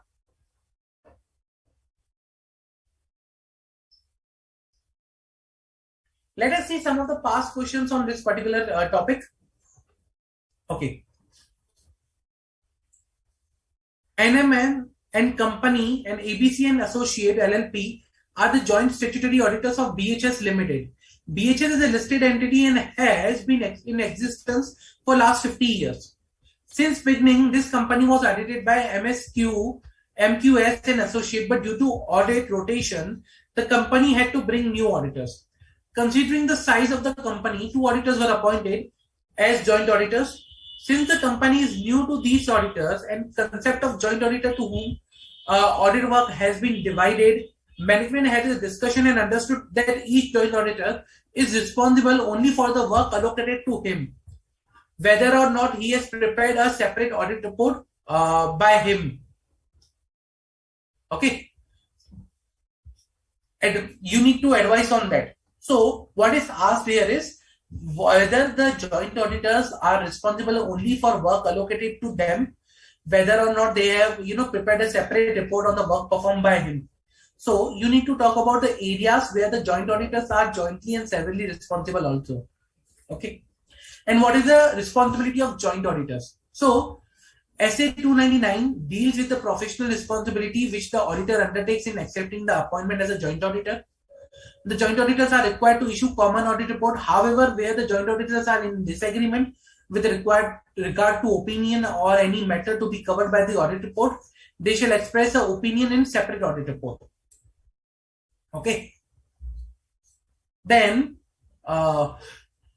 if the joint auditor is not bound by the views of the majority of the other joint auditors regarding the opinion or matter to be covered in the audit report and shall express opinion formed by the state or joint auditor in separate audit report in case of a disagreement. Okay, in such case, reference is required to be provided, and such reference shall be made under the heading of other matter paragraph as per SA 706. Clear? Then each joint auditor is entitled to assume that the other joint auditors have carried out their part of the work and they have complied with the standard. Plus, the other joint auditor have to brought out the state joint auditors notice any departure. Okay, where the financial statement of a branch and division by one auditor, the other auditors are entitled to proceed on the basis of such financial statement. They need to rely upon the work performed by one joint auditor. Okay, so that's the particular thing with respect to the responsibilities of the joint audit in a joint auditor. That was asked in April 19. Clear? Any doubt with respect to this question?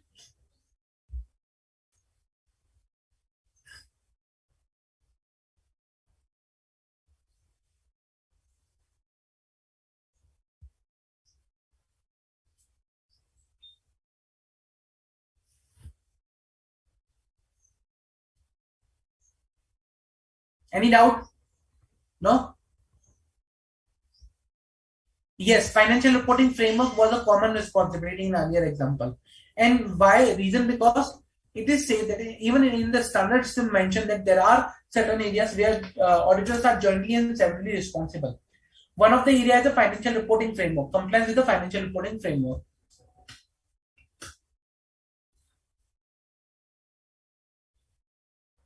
Okay, let's continue with the next question. Dice Limited appointed two CA firms, MN Associates and PQ and Company, as joint auditor for conducting the audit of for the year ended 31st March 2019. Okay. In the course of audit, it has been observed that there has been major understatement in the value of inventory. The inventory valuation was looked after MN Associates, but there was no documentation for the division of work between joint auditors. You need to comment on above. There was no documentation with respect to the responsibility of the division of the work. Who will be responsible for what? Now you tell me who is responsible for what in the current case.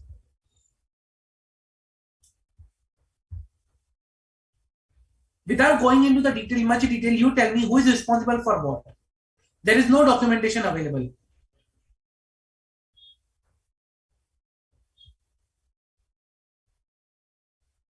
Then if no documentation is available, then what should be done?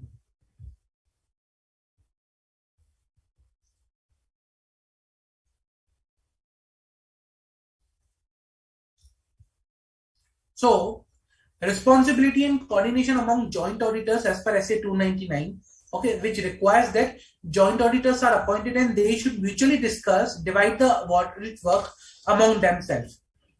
Okay. The division of the work usually be in terms of the audit identifiable units, specified areas. In some cases, due to nature of the business entity under audit, such a division of work may not be possible. In such situations, division may be with reference to the items of asset and liabilities or income or expenditure. Okay. Now, in respect of the audit work depending among the joint auditors, each joint auditor is responsible only for the work allocated to him. Whether or not he has prepared a separate audit report of the work performed by him. On the other hand, all the joint auditors are responsible jointly and severally for the audit work which is not divided among the joint auditors, decision taken by all the joint auditors, measures which are brought to the notice of the joint auditors, examining the financial statement of the entity comply with the relevant with the requirements of relevant statutory laws and regulations, presentation and disclosure of financial statement as per the applicable financial reporting framework, ensuring that the audit report complies with the requirement of relevant statute. Okay. Now, in the current case, it was observed that there was a understatement in the value of inventory. An inventory valuation work was looked after MN & Associates. In the view of SA 299, MN & Associate will be held responsible for the same inventory valuation work as it was looked by the MN & Associates only. Further, there is a violation of SA 200 as the division of work was not documented. So, when there is a division of work orally, then we will consider that the division of work is there, that the MN & Associate is the responsible. But on the same time, there is a non-compliance of a standard. That is, documentation was not done for the work allocation of work, and hence once both of these chartered accountants firm will be or joint auditors will be held responsible for non-complying with the standards on auditing. Number two, MN & Associates will be responsible for the inventory valuation. That is the correct answer in the current case. Any doubts, guys? Any doubts?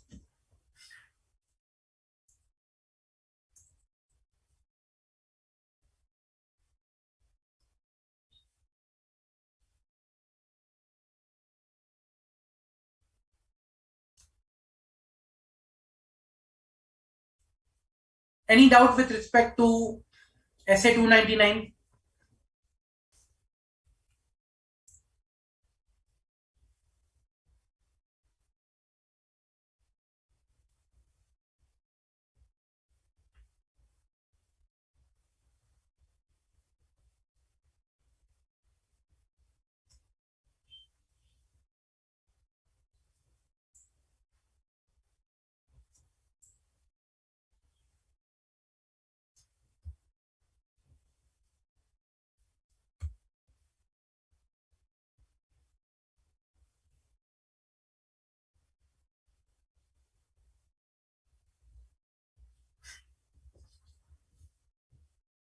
If no doubts, let's move to the next standard for our today, that is SA 300.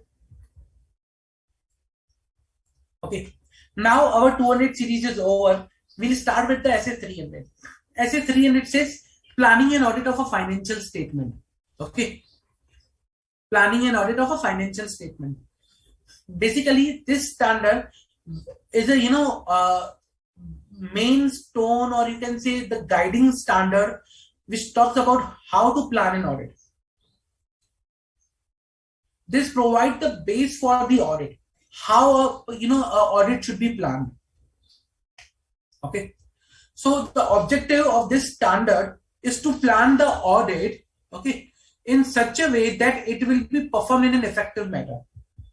So this standard guides how to plan the audit in such a way that it should, that it should be performed in an effective manner. Okay. Then, what this standard says that requirement of this particular standard that involvement of a key management team member whenever you are planning for an audit. So the engagement partner and other key members of the engagement team shall be involved in the planning and discussion of the audit. They should be part of the audit. Okay.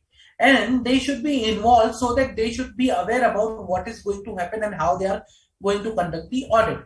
Now, when I talk about SA 220 performing the quality control, SA 210, or that understanding the terms of engagement, why we are required to follow these things? Why it is required that you should follow these standards at the time of planning? The reason because this particular standard, that is SA 300, requires you to comply with the standard SA 210 at the preliminary engagement stage. So this standard provides, okay, these are the standards that you should consider at the preliminary engagement activity stage. And which are those? What are those requirements that we are required to see? That is, perform procedures required by SA 200 regarding the continuance and of the client relationship and the specific audit engagement.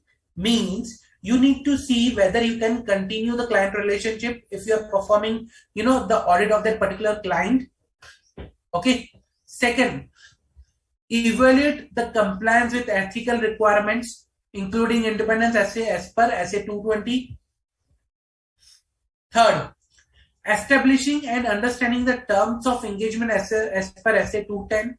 So this standard requires you to comply with these three things at the preliminary engagement activity stage.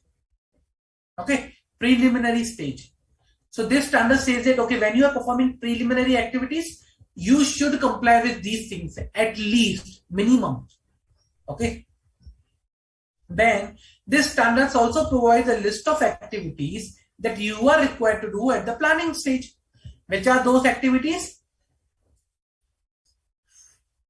At the planning stage, auditor is required to overall, establish the overall audit strategy that defines nature, timing, and extent for the audit. Okay.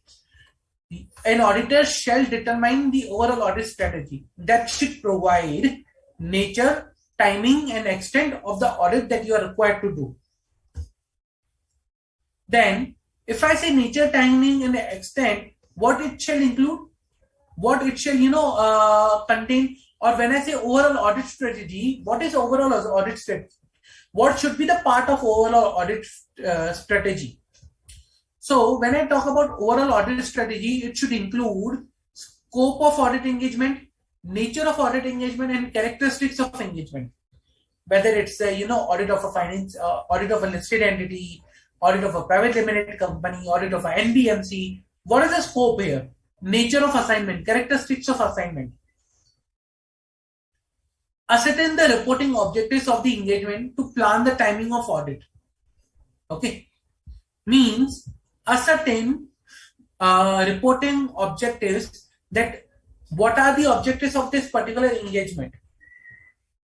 Okay. So what is going to be performed, what we are going to perform in this particular audit, what is the activities that we are going to perform, and accordingly we need to discuss, we need to define our reporting objectives. Okay. So when I talk about reporting objectives means you can say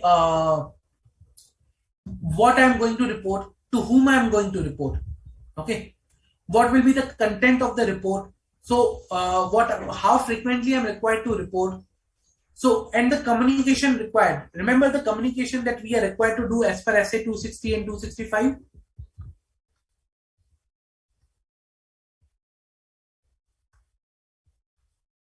So communication for those reporting objectives. Okay. Then consider the factors of the professional judgment which can directly guide the team. You need to consider the factors that are critical and that are necessary for a professional judgment. And you need to provide the guidance to the team throughout the planning. Consider the results of the preliminary engagement activities. Let's say, for example, client acceptance,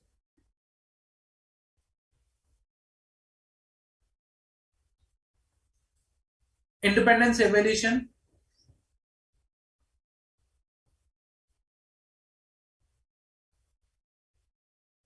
ethical compliance.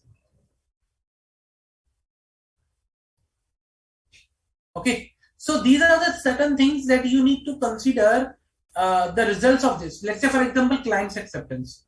Now, if there is a threat to some of the fundamental principles, now which says that you cannot accept the client, then because you cannot accept the client, how will you perform the planning activity for that particular client? So you need to consider the result of preliminary engagement activities, okay, and you need to accordingly plan for your audit. You need to accordingly plan the audit activities.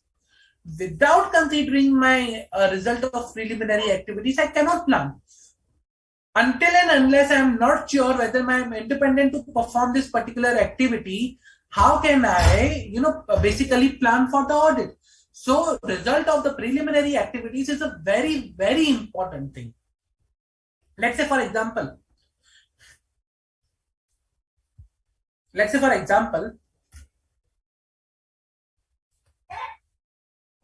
I am required to perform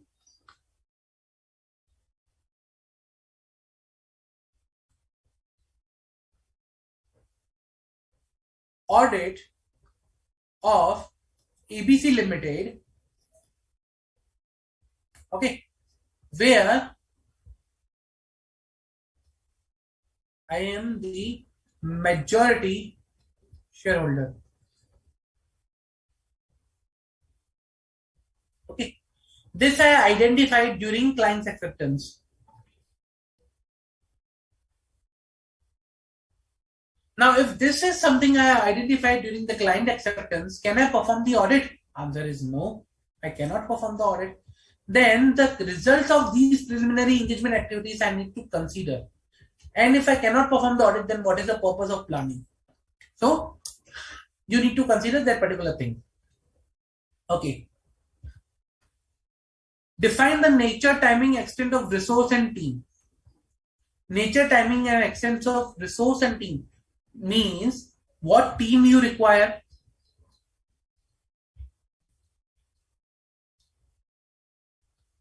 like 3 professionals, IT guys, CAs, and what experienced freshers. What is the composition of team that you require? Okay, how many resources, how many team members you'll be requiring, what will be the timing, like how many months they will work upon the engagement with you, who will be associated for how much of the time. Okay, so nature, timing, and extent of the resources and the team. Then you need to develop the audit plan that shall include nature, timing, and extent of the planned risk assessment procedure as per SA 315. Means you need to comply SA 315, and whatever result comes, that you need to include in the audit plan. You need to comply with the SA 330, and then you need to include that also into the audit plan. That is nature, timing, extent of the audit procedures, okay, in response to the identified risk. Other procedures that you will perform as per the other SA. Plan, nature, timing, and extent of the directions and supervision of team and review of work. Okay, how much of your time, how much you will review. Okay, how much managers will review, how much time you will devote to the review, how in-depth review you will be performing, for which areas. It may happen that, okay, for the BRS you may not perform that much in-depth review compared to the complex estimates and the transactions. So how much of the review and supervision of the team is required, nature, timing, and extent, area wise. You will update and change the necessary audit plan according to the risk identification or the plan procedures you will be doing as per SA 330. So it's a continuous process basically.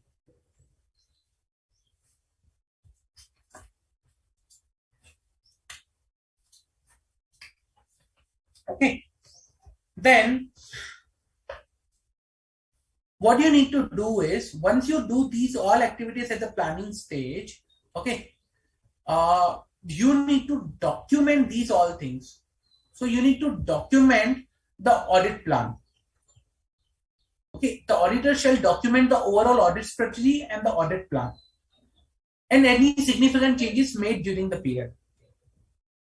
Okay, so these are the things that you are required to consider while preparing the plan for an audit. And this is a requirement of SA 300. So now I'll ask you a few questions. You need to answer those things. Let's see how much of understanding you have gathered by from SA 300, because this is a base for each and every engagement or each and every other standard. That's the starting step of your audit. Okay, so first of all, planning is a one-time activity which is required to be performed at the start of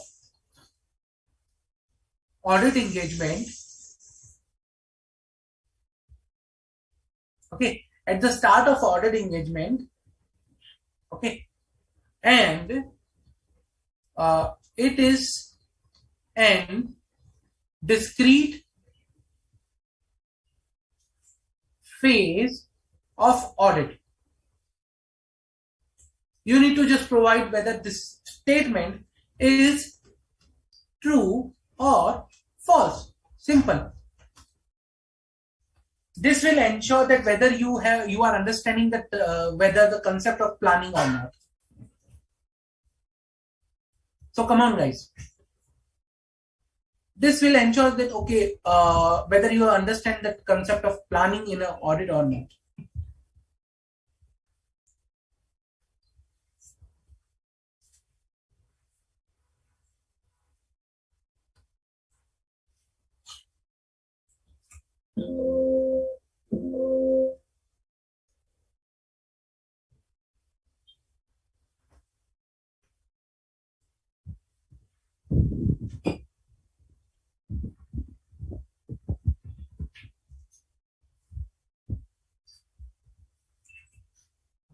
Come on, guys.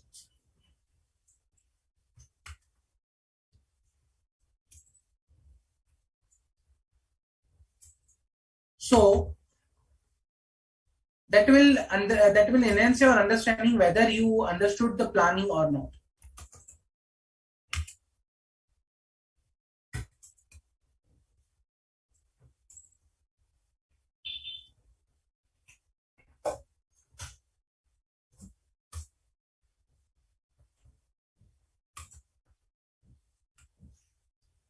It's a very important phase.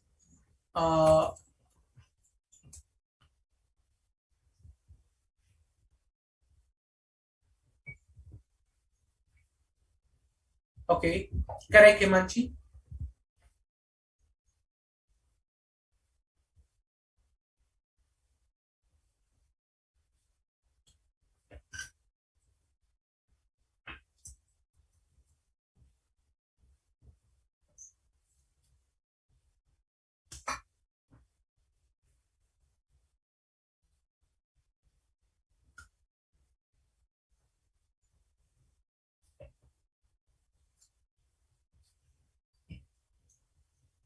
So planning is not a one-time activity. Okay. Planning is not a one-time activity, it's a continuous activity. It goes on, go on. Once you perform a planning means, let's say for example, you will perform a risk assessment. When you start auditing, you will decide resources, time required for audit, resources required. Okay, you will do risk assessment 315. You will design audit procedures to address the risk, that is following SA 330. Okay, then when you will perform the audit procedures, you may gather some evidence because of which you might require to change your audit procedures. Okay, then you will change your audit planning accordingly based on the evidence that you will respond to evidence that is available. Okay, and accordingly you will evaluate the misstatement and you may perform some additional procedures. So evaluation of misstatement, that is SA 450. Okay, and based on that you may perform the additional audit procedure, you may perform the additional risk assessment, and it goes on till the time you report. Okay, so planning is a continuous activity, it's not a one-time activity of audit. Also, it is not a discrete phase of the audit, it's a part of the audit which goes on continuing. Okay, so planning is not a one-time activity. Clear?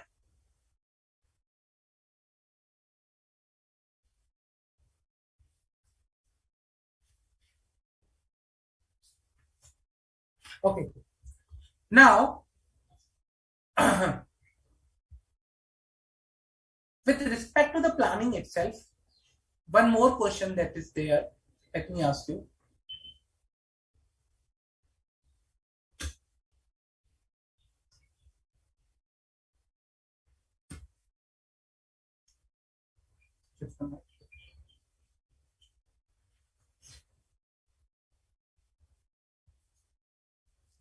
You need to provide which one is more, see, that is something already asked also, but you need to provide which one is more detailed.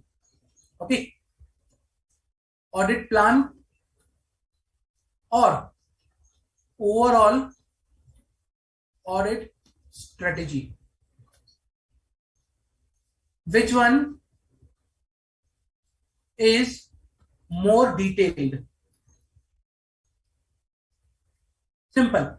Audit plan or overall audit strategy, which one do you think is a more detailed one?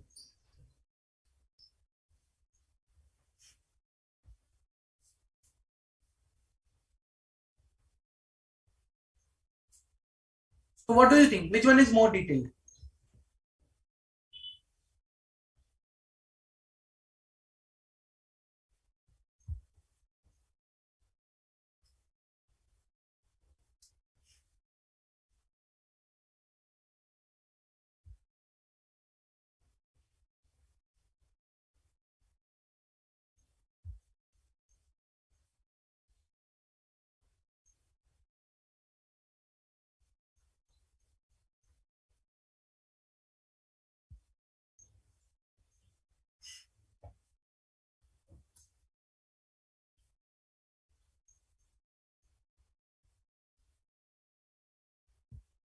Come on, guys.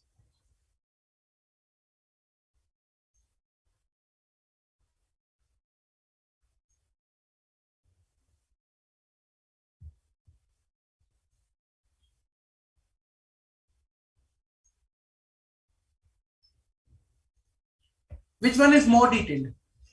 Pretty simple.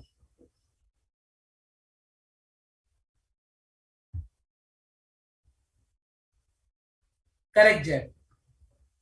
So plan is more detailed than the strategy. Reason because plan contains what procedures you will perform. Okay, what procedures you will perform and the nature, timing, and extent of the procedures. That's why the audit plan is more detailed than the overall audit strategy, because it includes the nature, timing, extent of the audit procedures that you will be performing and your engagement team will be performing. Okay, now most of the time, most of the students face difficulties to understand when I say overall audit strategy, what it includes. Okay, what is a like examples, or you can say matters that auditor may consider while establishing the overall audit strategy. Okay, which are the factors that impact my overall audit strategy? So there are certain factors which impact your overall audit strategy. like for example,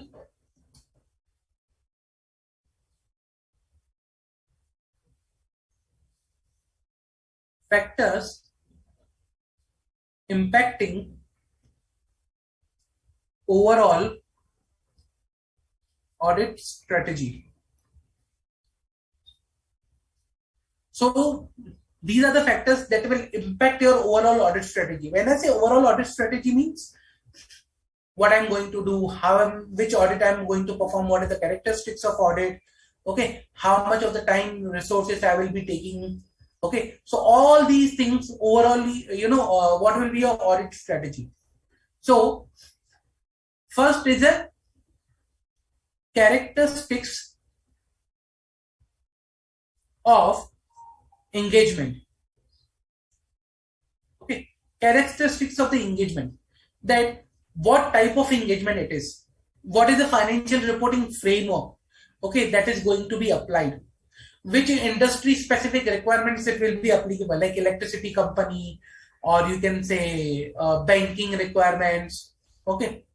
What is the number of location components you are going to cover? Let's say for example, it is a consolidated financial statement audit, okay. Then how many components are there, how many locations are there within the India or location outside India that you are going to cover, okay.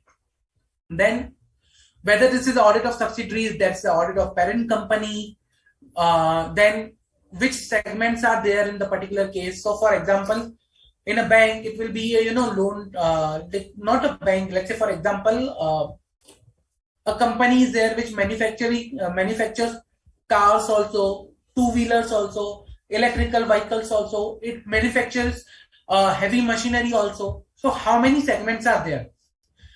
Then how many currencies are there? Let's say operations outside India will be in your, let's say for example, GBP, pound, euro, USD. Then how many currencies in you are dealing? External commercial borrowings are there. So all these things will determine the characteristics of your engagement, that will determine the overall audit strategy. So that will impact the overall audit strategy. Number two, reporting objectives.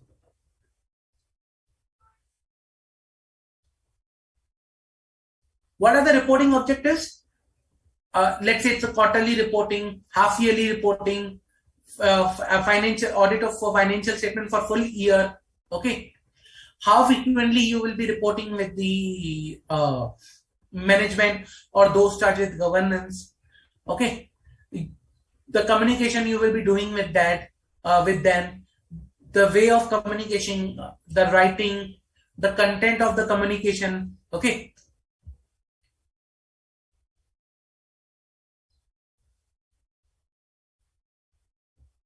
Significant factors from preliminary activities that we already saw, okay. Preliminary activities like client's acceptance, continuance, determination of your independence, whether you are independent or not, ethical compliance. Other than that, there are some other preliminary activities also. Let's say for example, how much of the integrity of the management we somewhere saw. Remember, we will see that, okay, integrity of the management or those charged with the governance, organizational structure, how those charged with governance are separate from the your management, okay. So these are the certain factors which will impact your overall audit strategy.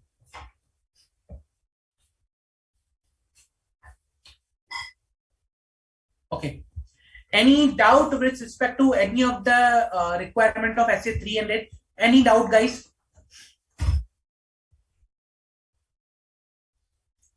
So SA 300 talks about planning of an audit, which includes, performing preliminary engagement activities. Planning includes defining the overall audit strategy. See, establishing overall audit strategy and preparing for audit plan, developing audit plan. Two things: overall audit strategy, audit plan, and then it provides you that, okay, what all activities you should consider before start of the audit. That is client acceptance, communication with the procedure auditor. As per the ethical requirements, you need to comply with the ethical requirements, and you need to document everything.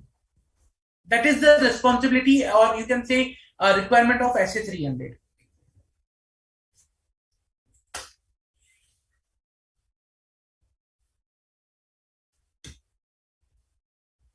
Any questions, guys, with respect to SA 300?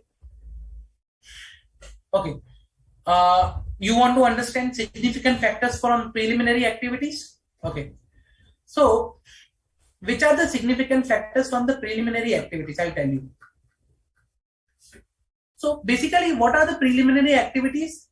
Preliminary activities means, the activities you will be performing before even the planning stage. Okay. So, you will be deciding, okay, your independence. You will see whether you can accept the client or not. Okay, you will see whether you are complying with the ethical requirement, or you need to communicate with the procedure auditor before accepting the engagement. Is there any reason why you should not accept the audit? Okay, you will see whether the integrity of the management or those charged with governance. So there are certain factors that you will consider before start of the planning itself. And those are the preliminary activities, and you will consider the results of the preliminary activities during your planning stage.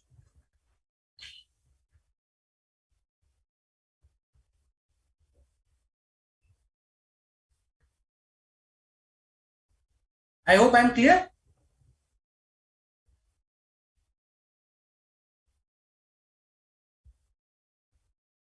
Any further doubt, guys?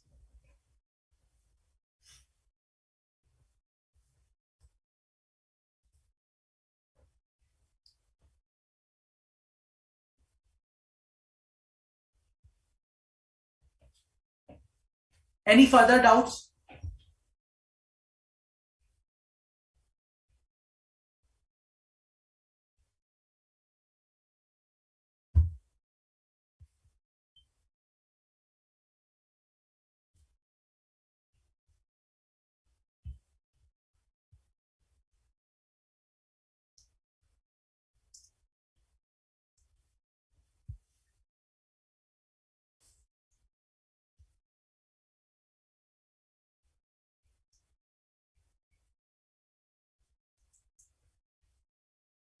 Okay. So there has been few questions on this topic. I'll take up those questions. Okay. Let me bring it on the screen.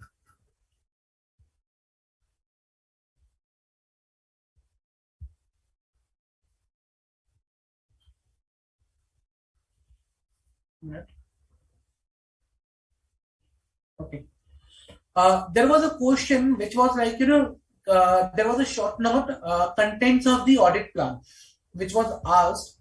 Okay. I'll discuss the answer of that particular question that was for that short note.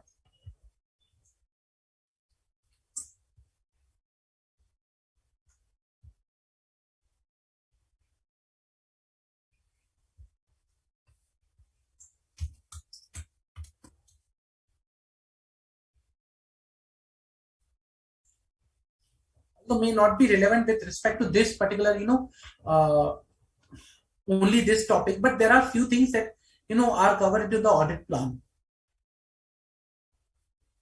So, contents of an audit plan. Auditor should develop an audit plan that includes description of nature, timing, and extent of the risk assessment procedures as per SA 315. Okay. Nature, timing, and extent of the plan for the audit procedures as per SA 330. Other planned activities and procedures that are required to be carried out so that the engagement complies with the relevant standards. Okay. The plan is a more detailed than the overall audit strategy. It includes the nature, timing, and extent of audit procedures to be performed by engagement team members. Planning for these audit procedures takes over the course of the audit as audit plan for the engagement develops. For example, planning of the auditor risk assessment procedure can occur early in the audit process. However, planning the nature, timing, and extent of the specific further audit procedures depends upon the outcome of those risk assessment procedures. Okay. In addition, the auditor may begin the execution of further audit procedures for some classes of transactions, account balances, and disclosures before planning or all remain further audit procedures. Okay. So that's the content of your audit plan. Basically, overall content of your audit plan. Any doubt with respect to this?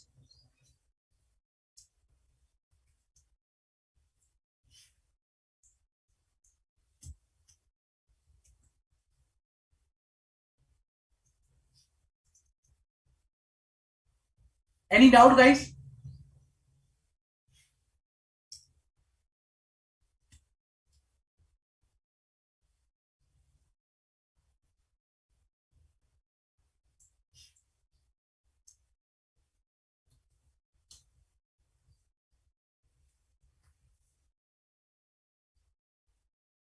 Okay.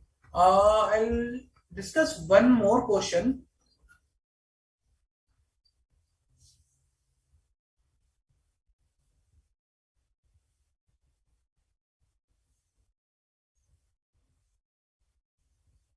Just a minute.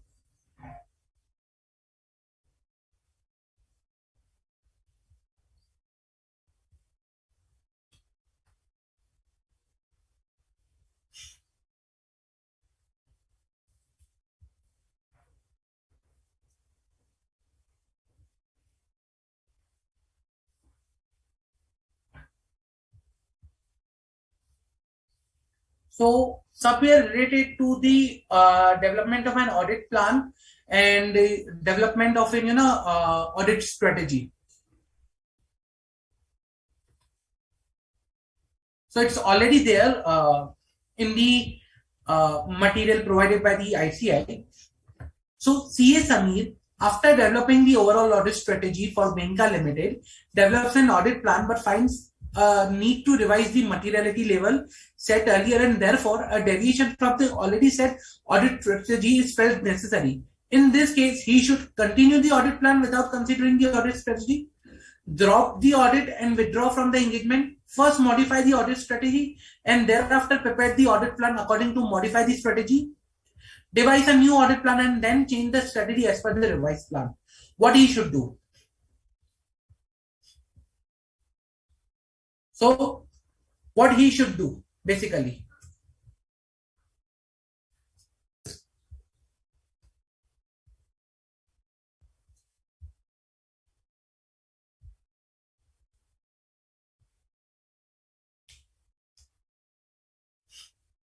Whether he should, continue the audit plan, drop the audit and withdraw from engagement, first modify the audit strategy, and thereafter prepare the audit plan and devise a new audit plan and change the strategy as per the revised plan. So he has developed the audit strategy, and he develops an audit plan but finds to revise the materiality level. So while developing the audit plan, he identified, okay, I need to change the materiality level, and therefore now he wants to he is feeling that, okay, there is a change in the audit strategy that he is required to do. What he should do?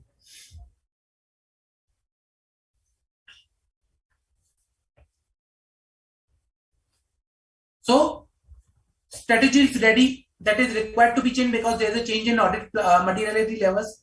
He was developing audit plan, but he stopped in between. The reason because he was supposed to change the materiality level. Now what he should do?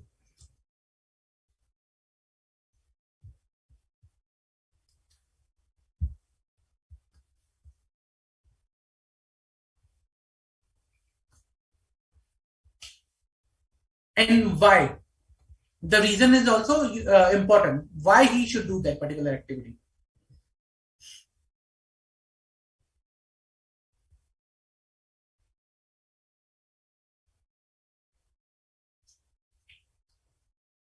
See, this is very important. Reason because I'll tell you. You might be aware with the answer because it's already given. But you need to understand why this answer. Reason because first you prepare the overall audit strategy. and based on that you prepare the audit plan. Whenever execution happens, okay, it is based on the plan, and at the end it is related with the strategy, that okay, it is in the line with the overall audit strategy or not. Now let's say for example there is a change that is done which will create difference between this overall strategy and audit plan. Then once after performing the execution, if you are required to change the audit plan as per the audit strategy, you will be not able to do that. You will face difficulties even because audit strategy and audit plan will not be aligned. In that case, it's always better to modify the audit strategy and thereafter prepare the audit plan according to the modified strategy. If you will not modify the audit strategy, it will be old. This will be new. When you perform the procedure as per the audit plan, and at the later stage, as I said, the planning is a continuous stage. Okay. When you will revise the audit plan, then again you will go to and see the audit strategy. Okay, what is my audit strategy? And then you will do the planning. At that time, this will be old. So it's always better to change the audit strategy first and then revise the planning and do the revised planning. Clear? So the correct answer will be C. You know the answer, but why? This is the reason why. Clear?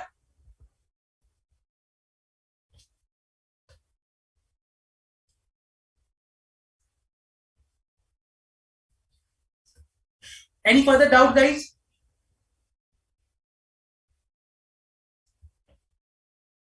Any doubt with respect to today's standard that we covered? Guys, read whatever we are discussing over here. You have a 2-day break. Prepare, the coming standards. Those are very important. SA 315, 320, 330. Also, revise what we have discussed today. All the essays 265, 299 and 300. Okay. Solve as much as questions you can. Come up with your questions in the next lecture. Ask as many as the questions you can. And also provide your feedback. That is very important for us. Okay, please provide your feedback in the mobile app so that we can understand whether you are understanding the lectures, you are getting the things that's as per your requirement, but what additional you need. That's why it's very important for us to understand your feedback. Okay, so please provide your feedback, revise, and come up with your questions in the next lecture. Okay, we'll keep till this much for today's lecture, and we'll start with essay 315, 320 and 330 in the next lecture. So be ready with those essays. Okay guys, thank you for your time. Have a nice day and prepare well.